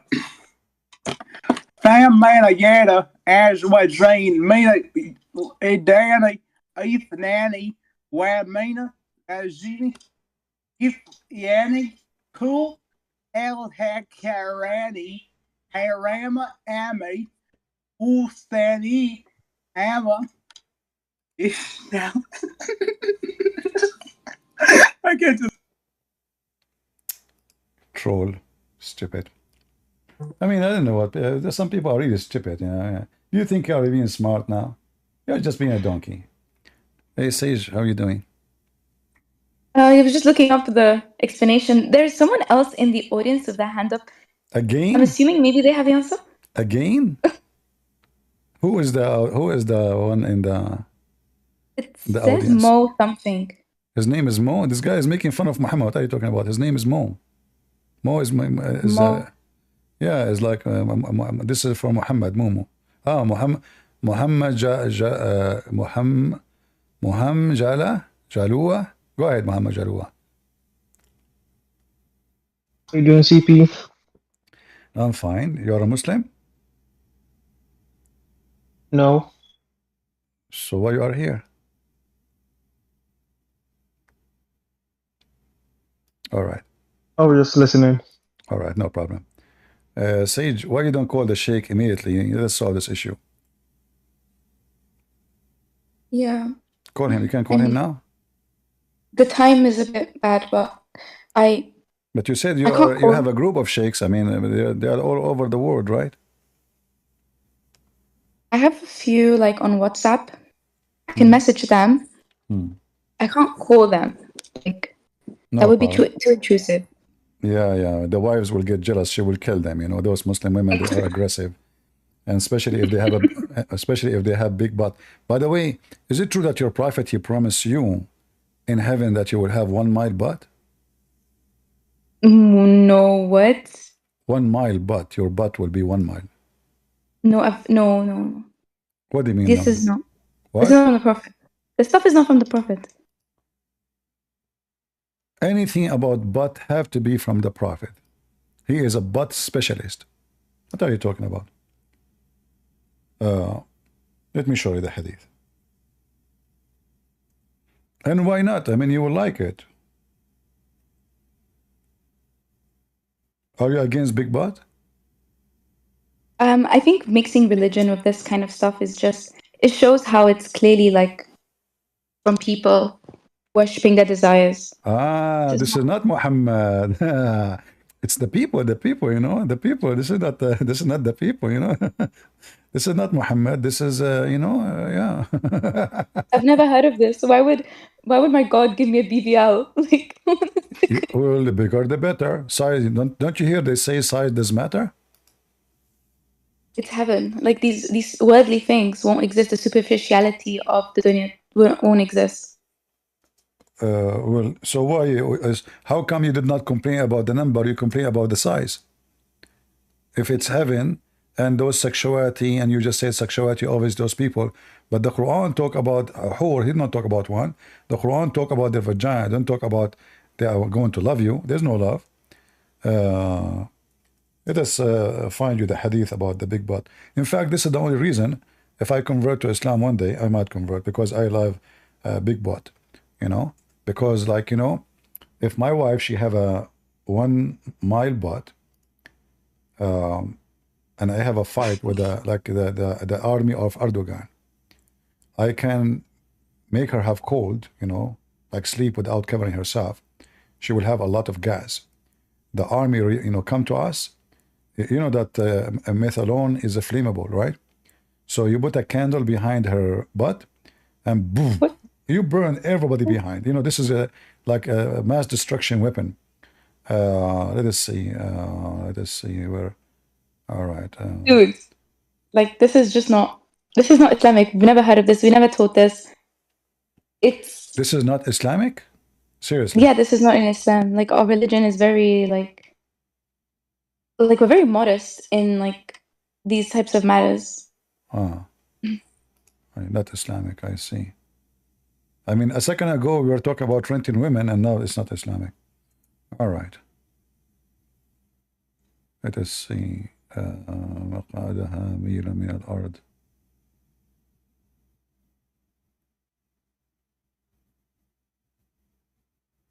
I'm just trying to find you the hadith about the butt size. Like, I've looked up hadith that are problematic. I've never heard of this. Yeah, you will hear more. I mean, everything I'm saying to you, you say I never heard more. Okay. Let us see if we can find it. It should be here in English, actually.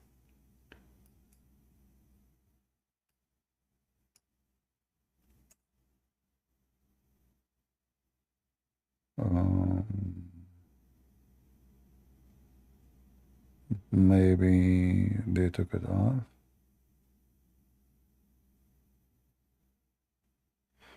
Well, if it's not here, we can find it in different place. No worry.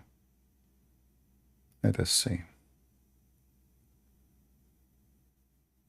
We can go to...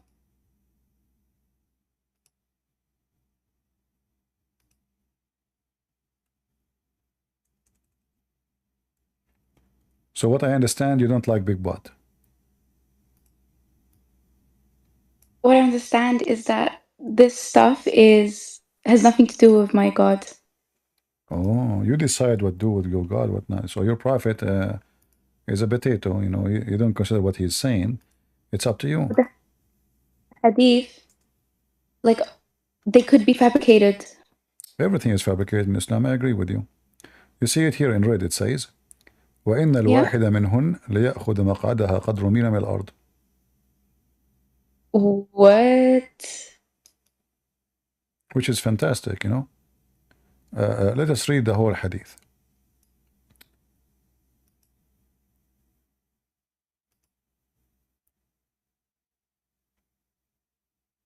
He is the lowest in status to the people of paradise. He has 7 levels, and he is on the 6th, and above him is the 7th.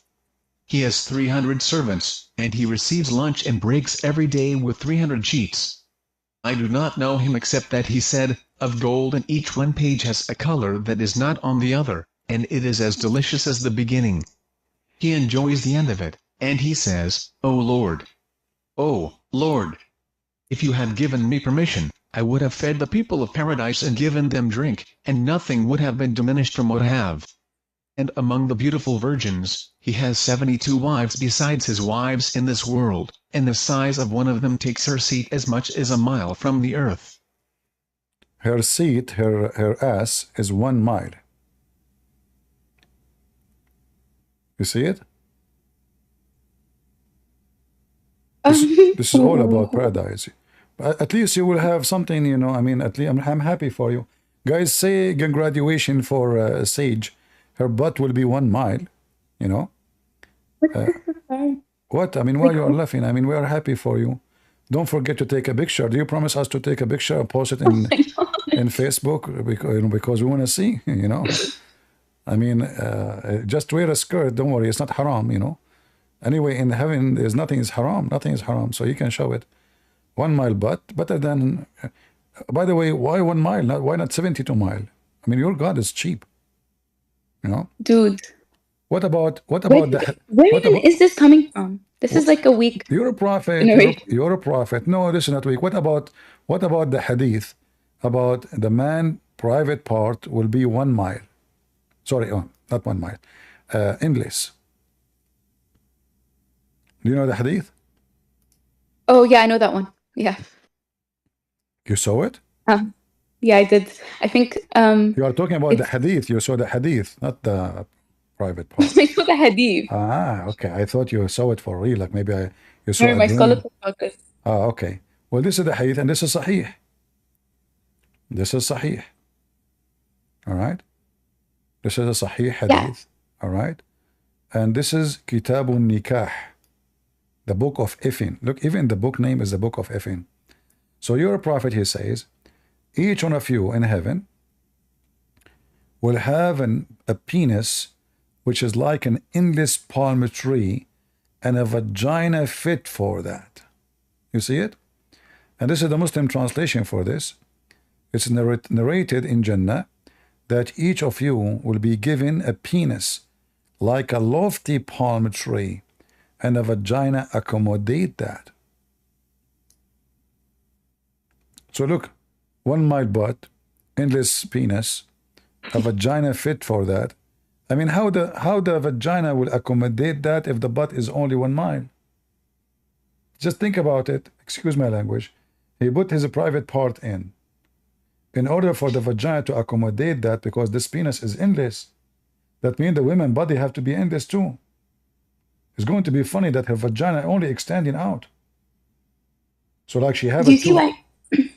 I don't know about this because we don't talk about this because this is not important to us in our religion. We think about modest things. It's We not don't think about these It's things. not important. Is it up to you? So why your prophet, why your Quran promised new sex and etc. if it's not important? And this is the hadith. Open it. I think maybe what it's saying is that in this dunya, unfortunately, people are insecure. It's speaking to those people like, don't worry. So security about the size of the penis. I never thought about it this way. You know, because if I have a long penis, I mean, who can even fight me? I can wipe an army with the penis, which is endless. I mean, it's an endless, like it's hard too. Will never go limp, Muhammad, he said. So it's about security. Are you saying your prophet, his private part was so small and he feel insecure, so he promised the Muslims endless penis? What is what you are saying? You mentioned security. Tell me, what does that mean? It's again like giving people reassurance in the world, like in heaven, like you can be whoever you want to be. All these things you worry about now, they're temporary. That's how. So you will have a promise of have endless penis. So the whole Muslim they want to have, but he's not saying he will have a promise as he's saying all of you will have an endless penis. So your husband in heaven, I don't know how you are going to have sex with him. I mean, you are next to him, and his penis is behind the galaxies. You know, like what you would do. How you can even how he can walk with it? I think that most Muslims won't literally see this in that such a way.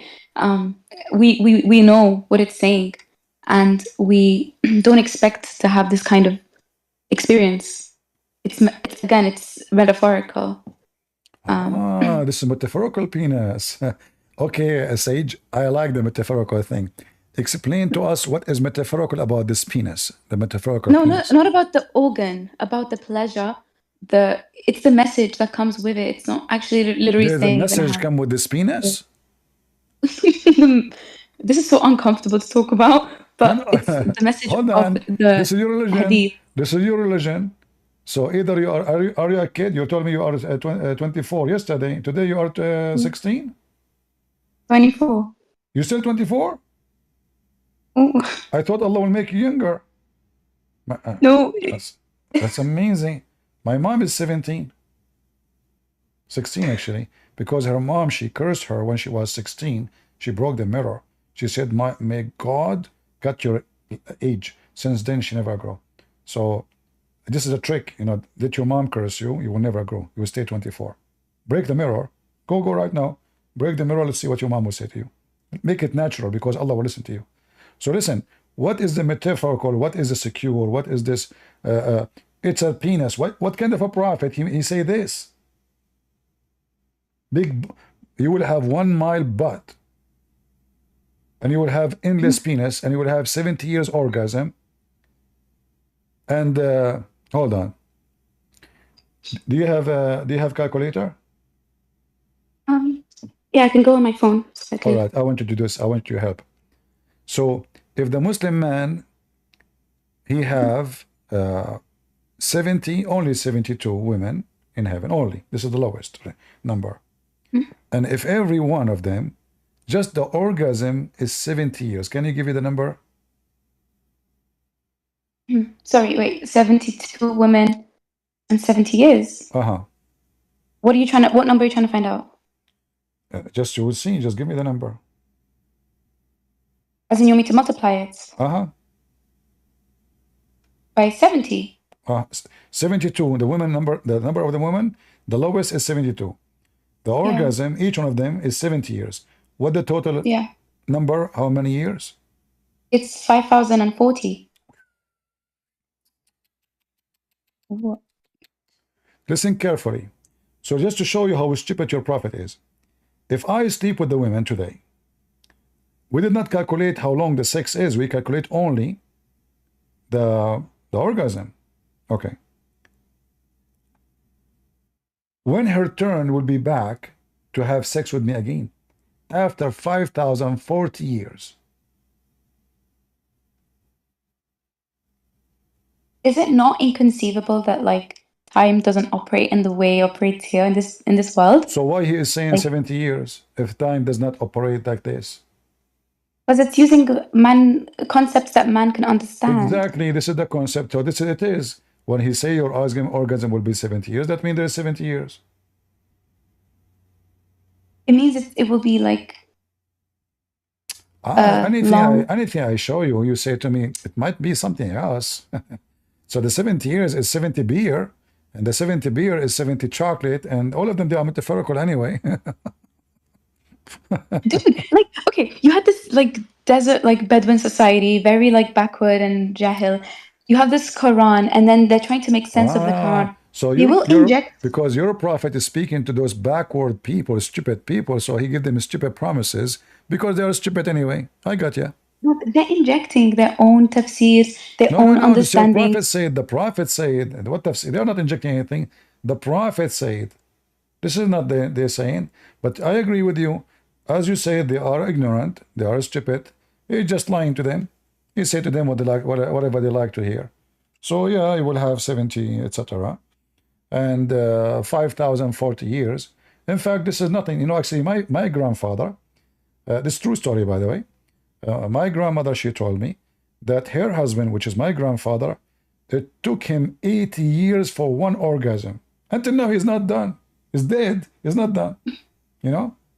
Yeah, I mean, it's true. 70 years orgasm, English penis, the vagina fit for that. The only thing is worrying me. I mean, where I'm going to get a panty for my wife in heaven if her butt is 1 mile. If there is anything you want to say to us, Sage, something can prove Islam to us.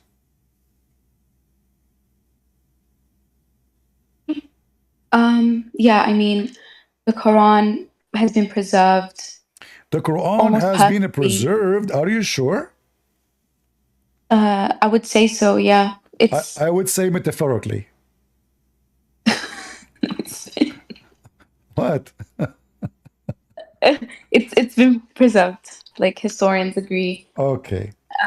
Read with me this. Can you give me the verses about the breastfeeding for adult? No, because yeah, that was a Because yeah, what? What? that was a okay. So that thing, that issue is the hadith. That thing? What thing? Adult breastfeeding. What? It was a mistaken kind of tradition. Like it's not in the Quran.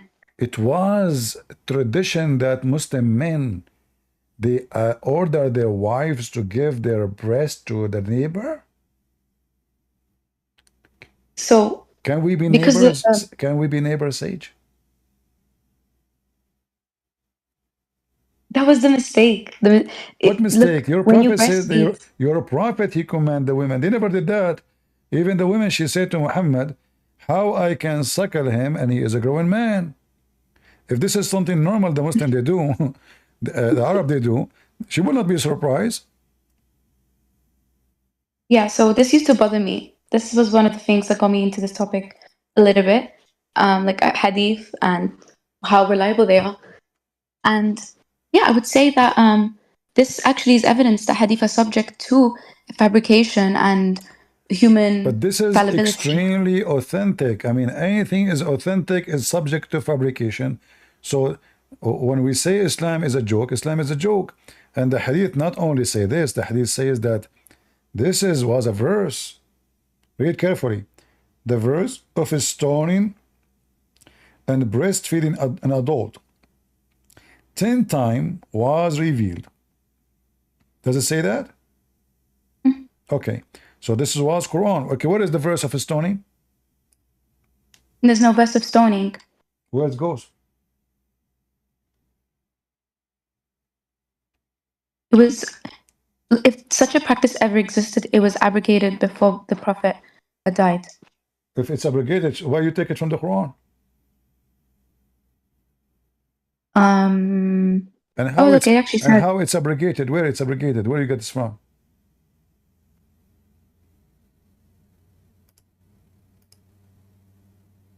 because it's not in the Quran. That's my. Well, I know, like some traditionalists. There is tons of things is not in the Quran. So, like some traditionalists, they will say the Sunnah still presides over. So, Correct. if there's something, if this practice is in the Sunnah, we can still. For me, it still has to be tested in the Quran, or at least corroborated. It's not so. What I would reject. What I know, you are making things up. First, even the one you call them scholars, they have to agree that yes, those verses were there, and the goat ate it, and no abrogation for them. There's no abrogation. Show me where it says abrogation. And until now, actually, this goat is wanted. You know, Muslims. This goat. I mean, I assume that this goat is a Jewish goat. And the funny is, the Quran was under the pillow of Aisha, or the bed of Aisha. The goat, she go when Muhammad is dead to the room. She flipped the Prophet because he's in the top of the bed. She flipped him. And then she grabbed the Quran. And then imagine, she is very selective. She did not eat the whole book. She ate certain pages. The verse is about stoning to death and about a breastfeeding for adult. I mean, can you believe it, how filthy she is? Obviously, she was sent by the Mossad. Seriously. Otherwise, how you explain to me that certain verses only and missing? I mean, those goats, they eat anything. They eat plastic, they eat papers, they eat anything. So how come she did not eat the whole book? Kristen, I think most rational Muslims would accept that this was them trying to explain why this practice that was happening in the tradition, or at least is in the tradition, isn't in the book. So they come up with all these funky stories. Ultimately. No, first of all, there's tons of reference and tons of videos, you can watch them, made by Muslims, agreeing that the breastfeeding for adult, even the Mufti of the Azhar University, you can search right now, breastfeeding for adult fatwa, search it. The big sheikh of Azhar, he says, yes, this is what the Prophet said. You know, it's true. This is a very authentic. You had to say that because it's sahih in traditional hadith science terms. So the Muslim scholars for the last 1400 years, they say it's authentic, and now you came just because Allah, he promised you a big butt in the heaven, you put your butt on it and you wipe it? No, I searched up the historians who agree with me. Historian agree with you. Give me their names. Yeah, okay. There's a recent book that came out a few months ago. There's a historian that wrote about this recently, and the stoning and the adult breastfeeding verses. What? I think his name is Saifuddin Kara. Saifuddin Kara? Kara, yeah. Kara. Oh. And how Saifuddin Kara, he found that this is not true? Instead of hadith sciences, there's a new methodology that he uses, and other methodology. New. And a more accurate methodology. But don't you think I can now make my own method to make everything invalid, anything, because it's my own. You see, when those fools, they make such a thing, they are laughable. Why? Because you cannot come with your own. For what happened in the time of Muhammad, according to Muslims, is very much preserved. It's you said to me, the Quran is preserved. So the Quran is preserved by what? By who? Yeah, by obviously you have people memorizing, reciting it, and passing it down generationally. Right. Okay. How you can check that those people, they memorize the Quran and it's authentic? You have manuscripts that corroborate. We have 0 manuscript of the Quran, not a single page. With the Birmingham one. Even Birmingham is not from the Quran of Uthman. Nobody knows where it's coming from. And not only that, the one in Birmingham is just a page. It doesn't fit with the Quran today, and it's only the leather is dated about 60 years before Muhammad. So it cannot be even from you know, either this is Muhammad was copying from somebody else, because it cannot be 60 years before Muhammad, and it's Quran. So either Muhammad was copying from other book, and this is what it was, and where is the rest of the book anyway? One page, and it doesn't fit with the Quran today. What about the Quran of Samarkand? What about the Quran of Yemen? There's many, but they are different. In fact, let me show you.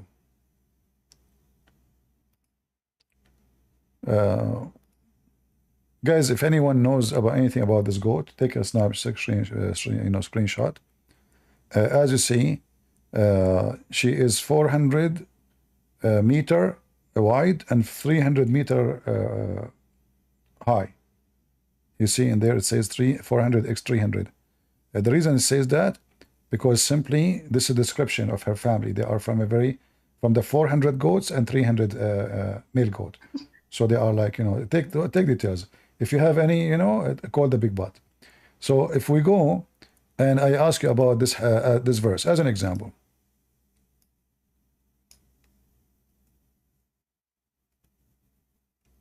Do you know anything about the sun? And like, did you study in NASA like me?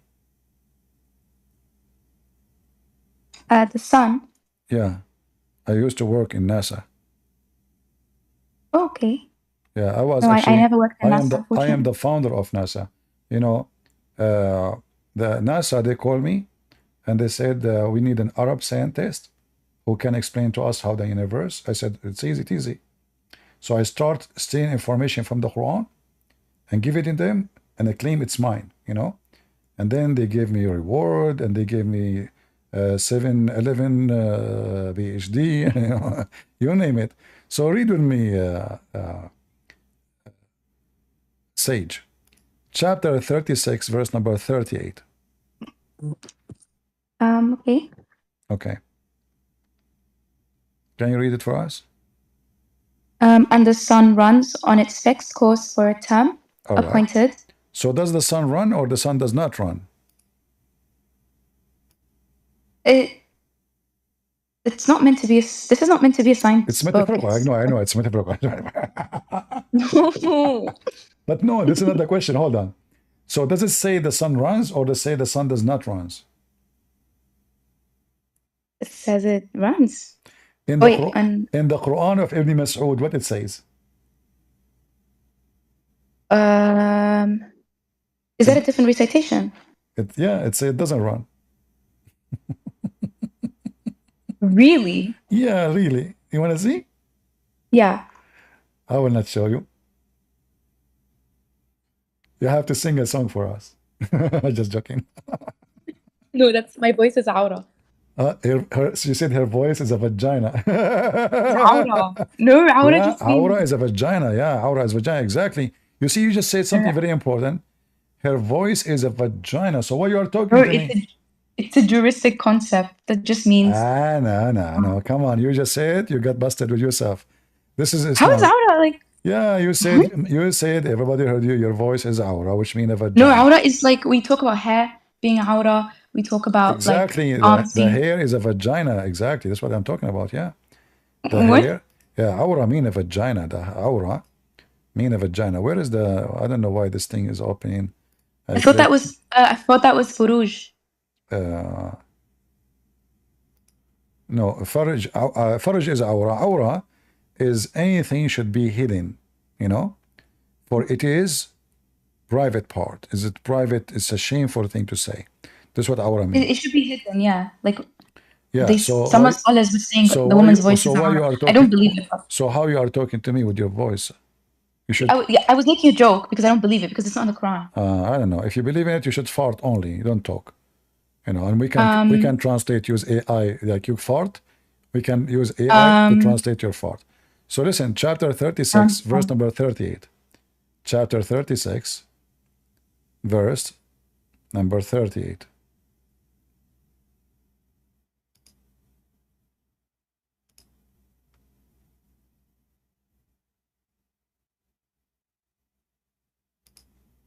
You see my screen? Yeah. All right. So this is Ibn Kathir, and he is quoting the two Quran. وَالشَّمْسُ تَجْرِي لِمُسْتَقَرٍ لَهَا. And the sun runs to its fixed course. You see it? Mhm. All right. We go down a little bit. This is the first reading. And here the second reading. Ibn Abbas, may Allah bless him, and Ibn Masood recited the verse as the following. وَالشَّمْسُ تَجْرِي لَهَا مُسْتَقَرَّ لَهَا. And the sun runs with no fixed course. Do you see it? No fixed course. The first one have a fixed course. مستقر لها. Here لا مستقر لها. Which Quran is the correct one? Runs with a fixed course. This is a contradiction. Both are Quran, but Quran Ibn Mas'ud is different from Quran of Hafs, or the most popular. You have many Quran. This is not only different reading. This is totally the opposite. One says it run to a fixed course, and the other one says it run to no fixed course. So for some of the qira'at differences that I've seen in the past, you can usually see how it's not necessarily like black or white, like contradictory, but it adds layers to understanding the thing. But for this thing,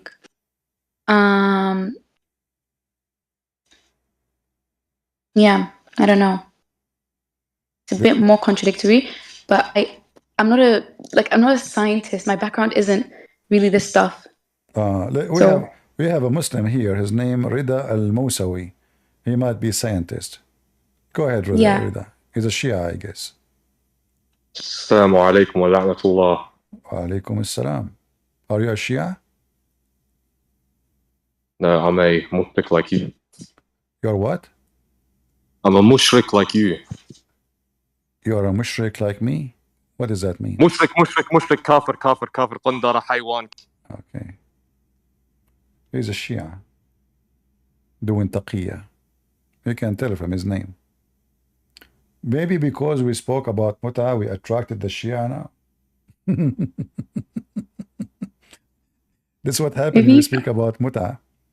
The Shia, they will come right away. You know? Anyway, but as you see, when you say to me the Quran is preserved, what preserved? I mean, look at this. This is madness, because this is totally different meaning. If the sun runs or the sun doesn't run, does the sun have a station or the sun doesn't have a station? It's totally different meaning. Plus, we have tons of evidence proving that the Quran never preserved. As an example, can you tell me the first thing happened to Muhammad when he became prophet? What happened?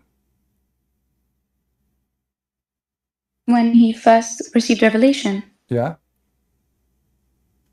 You mean the story of like the cave and how the angel? Yeah. What is that? Is that the first thing happened to him? I think so. That's the story I grew up. All right. So how come now that the chapter of Iqra, which is at the end of the Quran today, is not in the first of the Quran?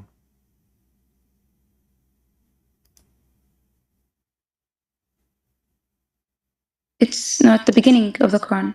Yeah, it is 96. But according to you, this is the first chapter he received.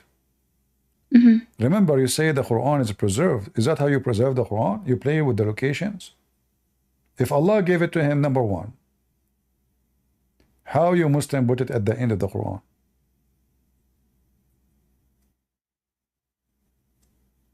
Yeah, the thing is, like, when it was revealed to Muhammad, I don't think he taught it, like he recited it in the same order that it was revealed to him. Good. This is what he recited right away. He delivered to him, he mentioned it. Okay. And this is how you know that this is the first one. All right. So isn't it more like he memorized? So like it was revealed to him.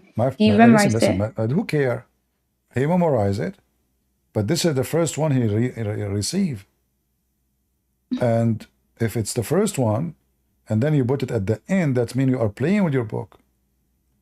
If I give you a book, I have many books written, they are on Amazon. If I give you my book and you start changing location of pages, isn't it this is corruption?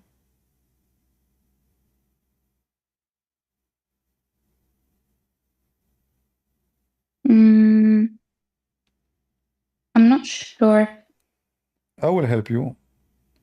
Maybe because, you know, we mentioned to you that Allah will give you a big butt. You are not able to focus since then. Listen carefully. The Quran says, يحرفون الكلم عن مواضعه. They change the words from their location, correct? Look how many times. Chapter 4, verse 46. Chapter 5, verse number 13. Chapter 5, verse number 41. So, what is corruption? To change the words from their location. Do we agree? Mm-hmm. All right. This is what you did.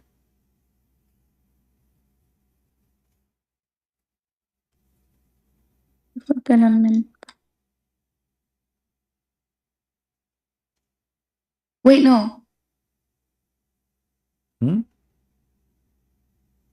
I think it's not about location like in the book. It's just talking about. You see, hold on. You keep playing games with me. No, Mawadi, isn't it just about word, if we want to go by the word meaning as the Arabic, it says changing the words from their location.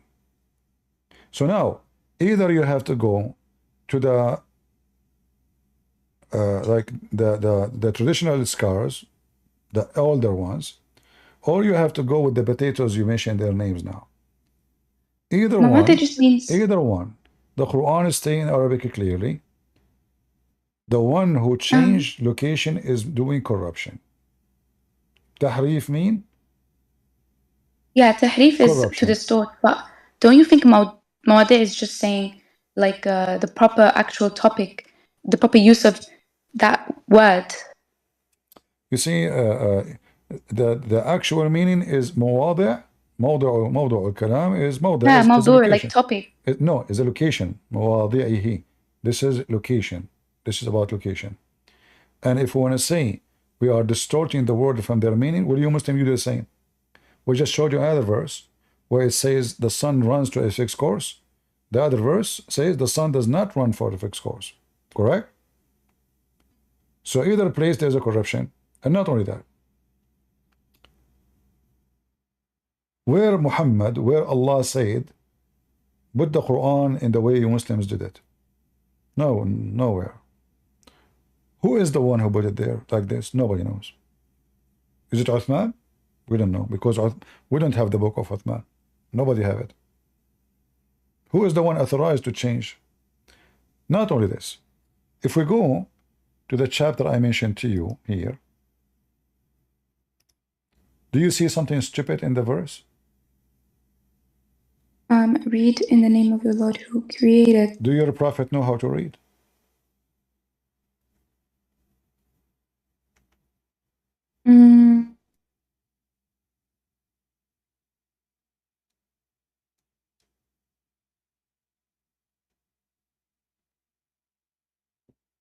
اقرأ.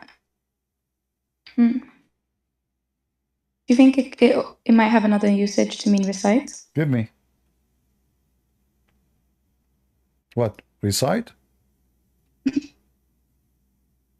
Huh? Or listen? I'm not sure. Oh my god. Wait. 96.1.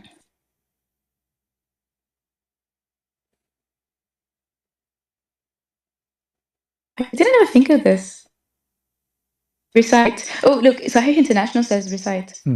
Just to show you how stupid the Muslims when they try to fix what cannot be fixed. If this is recite, that would be the most stupid statement because Muhammad will recite what? He just told him one word. And Muhammad, he said to him, I can't recite. He did. He just did. He just told him one word. So if the word recite is recite, first recite is repeating something you memorized already, not something you never heard before. This is what recite mean. Recite is saying something in your memory. So it cannot be recite. Read is not correct too, because Muhammad, according to Muslims, do not know how to read. So either one is a stupid statement, because the guy cannot read, and you cannot say to him recite, because you told him nothing yet. And if Muhammad says I cannot recite, well, that's stupid, because you just said recite. Are you saying to me I cannot say the word recite? But you just said it. This is how stupid Islam is. So the first chapter is a joke, and then he says, read in the name of your Lord, the one who taught by the pen. What pen? I mean, you Muslim, you give us headache that Muhammad do not know how to write, how to read. And he is coming to Muhammad saying he taught by the pen. What pen? How Allah he taught by the pen? Is that the Prophet pen, peace upon him?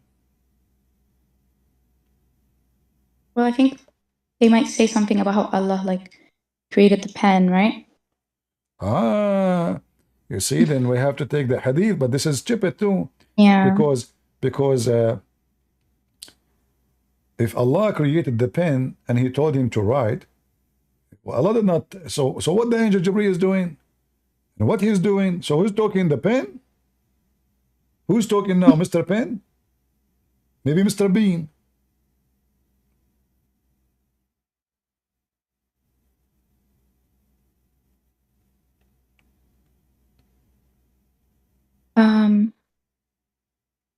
I know some Muslims, like in a specific like group, do believe, like the Quran only Muslims who don't accept Hadith. They will say that Quran only are a bunch of idiots, because Quran only mean Islam nothing, because Islam without Quran is not exist. But without the Hadith, simply all your rules is not in the Quran. You see, the Quran never says you pray 5 times. Never. The Quran says you pray 3. What do? You pray 5. Why? Because the Hadith. Everything is in the Hadith, not in the Quran. So when you say to me Quran only, those are a bunch of the one who they are Quran only because they are ashamed of their religion. They say we are going to throw Muhammad words under the bus because obviously the Hadith is going to make us look stupid. But the Quran no better. No better. Right? Yeah. Yeah. They will read and write, and the traditional narrative is just like invented. Apparently, he used to be sort of like a merchant, so in his field of work, like naturally, you would be able to like read and deal with. I mean, I don't know this argument well, but this is what someone was telling me once. You see, we have arguments, but there's a huge difference between somebody showing you reference and somebody making an argument. Argument, we can argue from now until tomorrow, but everything I say, I show. And obviously the Quran is a stupid book. All of this make no sense. As first of all, shouldn't he say to him, who is he? The one is talking to him. Who's talking? Read in the name of your Lord. Who are you? And then he created the man from a clot. Is that true? Are we created from a clot?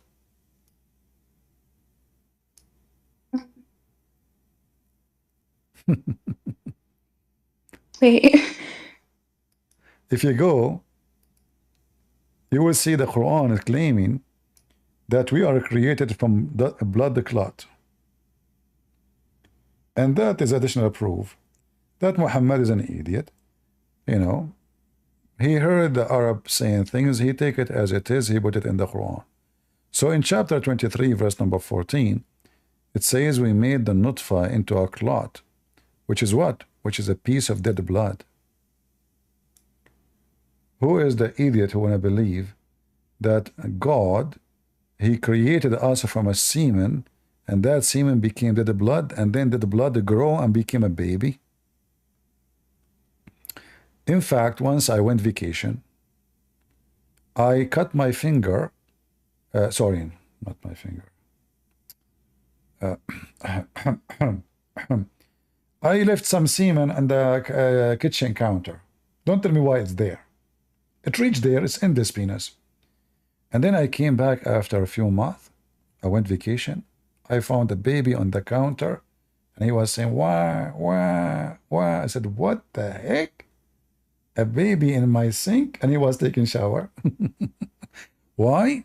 Because the semen become a clot, and then the clot become a lump, and then the lump become a bone, and then the bone close with the flesh.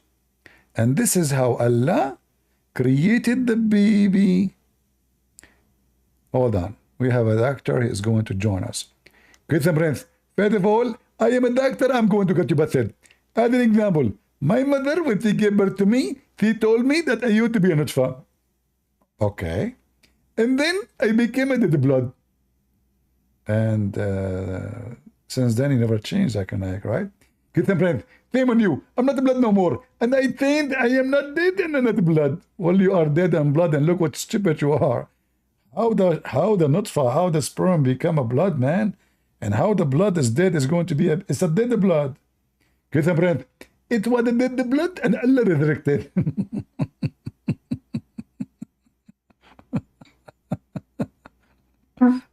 This is a religion?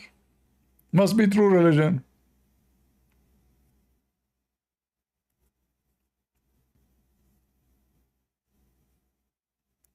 You still want to be a Muslim, Sage? Are you gonna hate me if I say this could be metaphorical? I will not hit you. No, trust me, I don't hit women. I never hit women all my life. And I will never. Aren't you a woman? Yes. I know. You know, Muslims are weird. Because I heard that Muslim men, they establish... you are from Morocco, right? I don't live in Morocco, but like, I am Moroccan. Yeah, you are Moroccan. Did you know that the Moroccan men, the women, they beat them every day? There is domestic violence in every culture. You can't tell me otherwise. I'm not talking about, I'm talking men, women, Moroccan women. They are beating men. Oh, the women? Yeah. We don't. What? Where'd you get this from? Okay, let me show you. Why would a woman beat a man? Like, that is physiologically, like, it's not a thing. First, because they have big butt. Oh, and yeah, they have big butt. And those women, Moroccan men, they are small. Moroccan women, they are so huge, massive, like men, like, you know, boom, boom. So she hit him with her butt. The guy is dead, you know. So they have a huge organization in Morocco to defend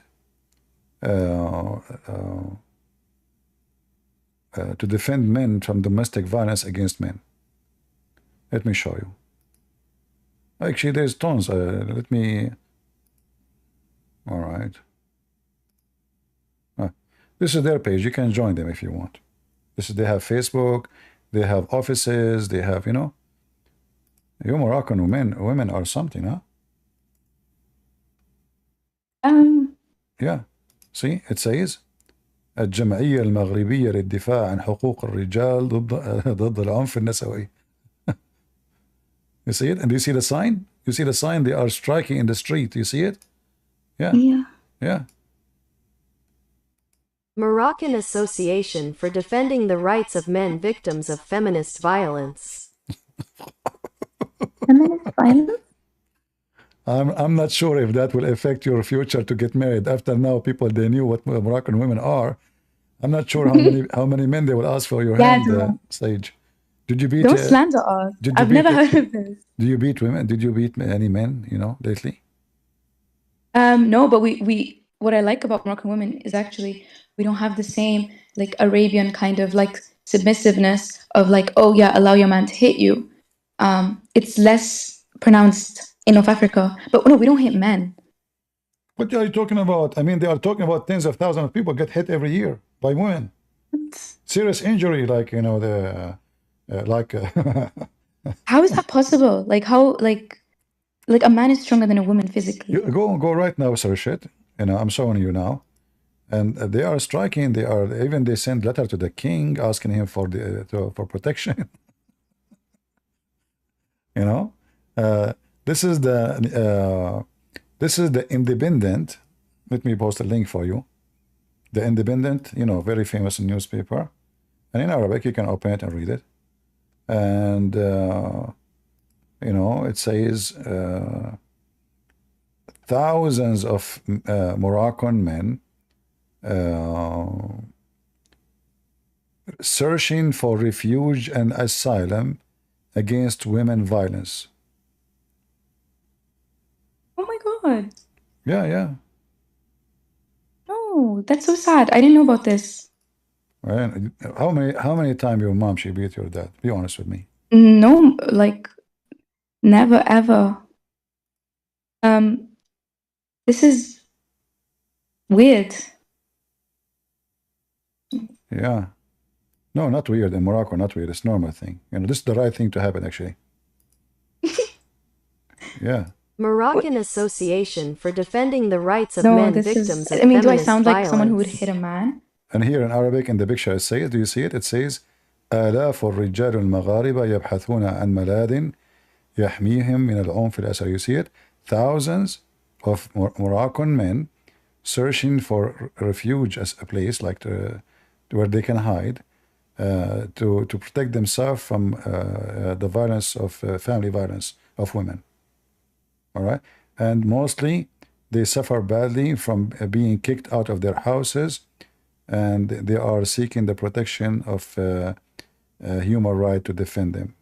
Yeah. Be honest with me, Sage. The last man you killed, what happened to him? Well, I don't know. You are suspicious. You are a Moroccan. Are you going to say to me now this metaphorical beating? No? No comment. I suspect those, it says thousand of Moroccan men, it's mean thousand of metaphorical men. You know? Yeah, I mean... Wow. If I did something, I'll be questioned about it. But I won't expose myself. No, it's my sin. Oh yeah, so she admitted, she just admitted that she killed many men. And do you have any like any information about when the women, Moroccan women, when they hit where exactly? No. I am assuming it is sensitive area. Right. Actually, now that you mention this, I know one case of a Moroccan woman who used a knife in that area too. So it could be something like a victim of that kind of violence. You use the knife to cut, you mean to cut his penis? Yeah, I think that was the case because he was cheating on her or something. Yeah, I heard many of them, they cut their penises to the point, according to study, cats in Morocco are the most happy creatures. Moroccan women, they cut the penis and throw it from the window. The guy cannot find it no more. And the cat meow, meow, you know. Yeah, you are right. I saw that in the news. Yeah, she, you know, she will make him, let him come to him in his sleep, and she will do like something to him to make him excited, and I heard even some of them, they bite it, you know, like they cut it by their teeth, you know. What? Yeah. I mean, nice to meet you, Sage, you know. Yeah, lovely to meet you. Yeah, thank you for just keep a distance, okay? We'll see. All right. Well, thank you Bye-bye. for joining us. Take care.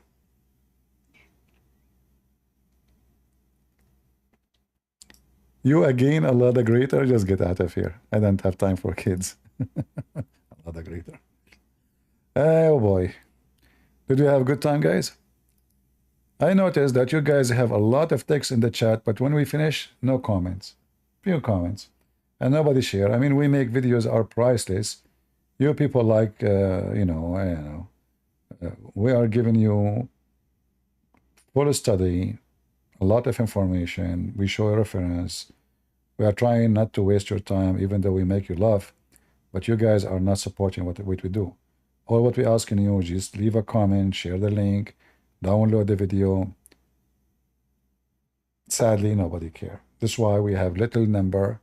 Like the video 2 days ago, we have 30,000. I mean, I don't know what to say. I do my best, and God is my witness. I want to say thank you all for being here, and I encourage you to marry Moroccan women. First, you need protection.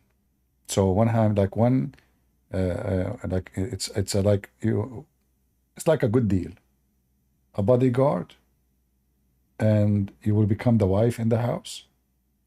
You don't go to work. You do the cooking, clean dishes, laundry. She go to work. She will, start her gang. She rob. I mean, that's it. Happy life. It's time to for men to stay home. Enough is enough. Enough is enough. All right. Yeah, and even YouTube is playing with our like right now, YouTube says I have 9,480 view right now, total. After we finish, you will see we'll have maybe 1,000 right away. Yeah, YouTube is playing. What we can say. Anyway, I want to say thank you. God bless you. And I hope you guys taking reference, learning, saving links we post for you. And again, we say thank you for people in Rumble. They are a smaller group than YouTube, but we need Rumble because in case our videos are deleted, always Rumble is there, and we can have them as a backup. All right. So I want to say thanks to everybody, and thanks for people in Discord. Good to have you guys. And I hope next time we go live, maybe tomorrow or the day after. I will see the view I have in the video. If we have good view, I will come back again tomorrow. If not, I will give you a break for a few days until we have good view. Until then, I say God is good. So is Jesus. Amen to that. And see you soon. Bye-bye.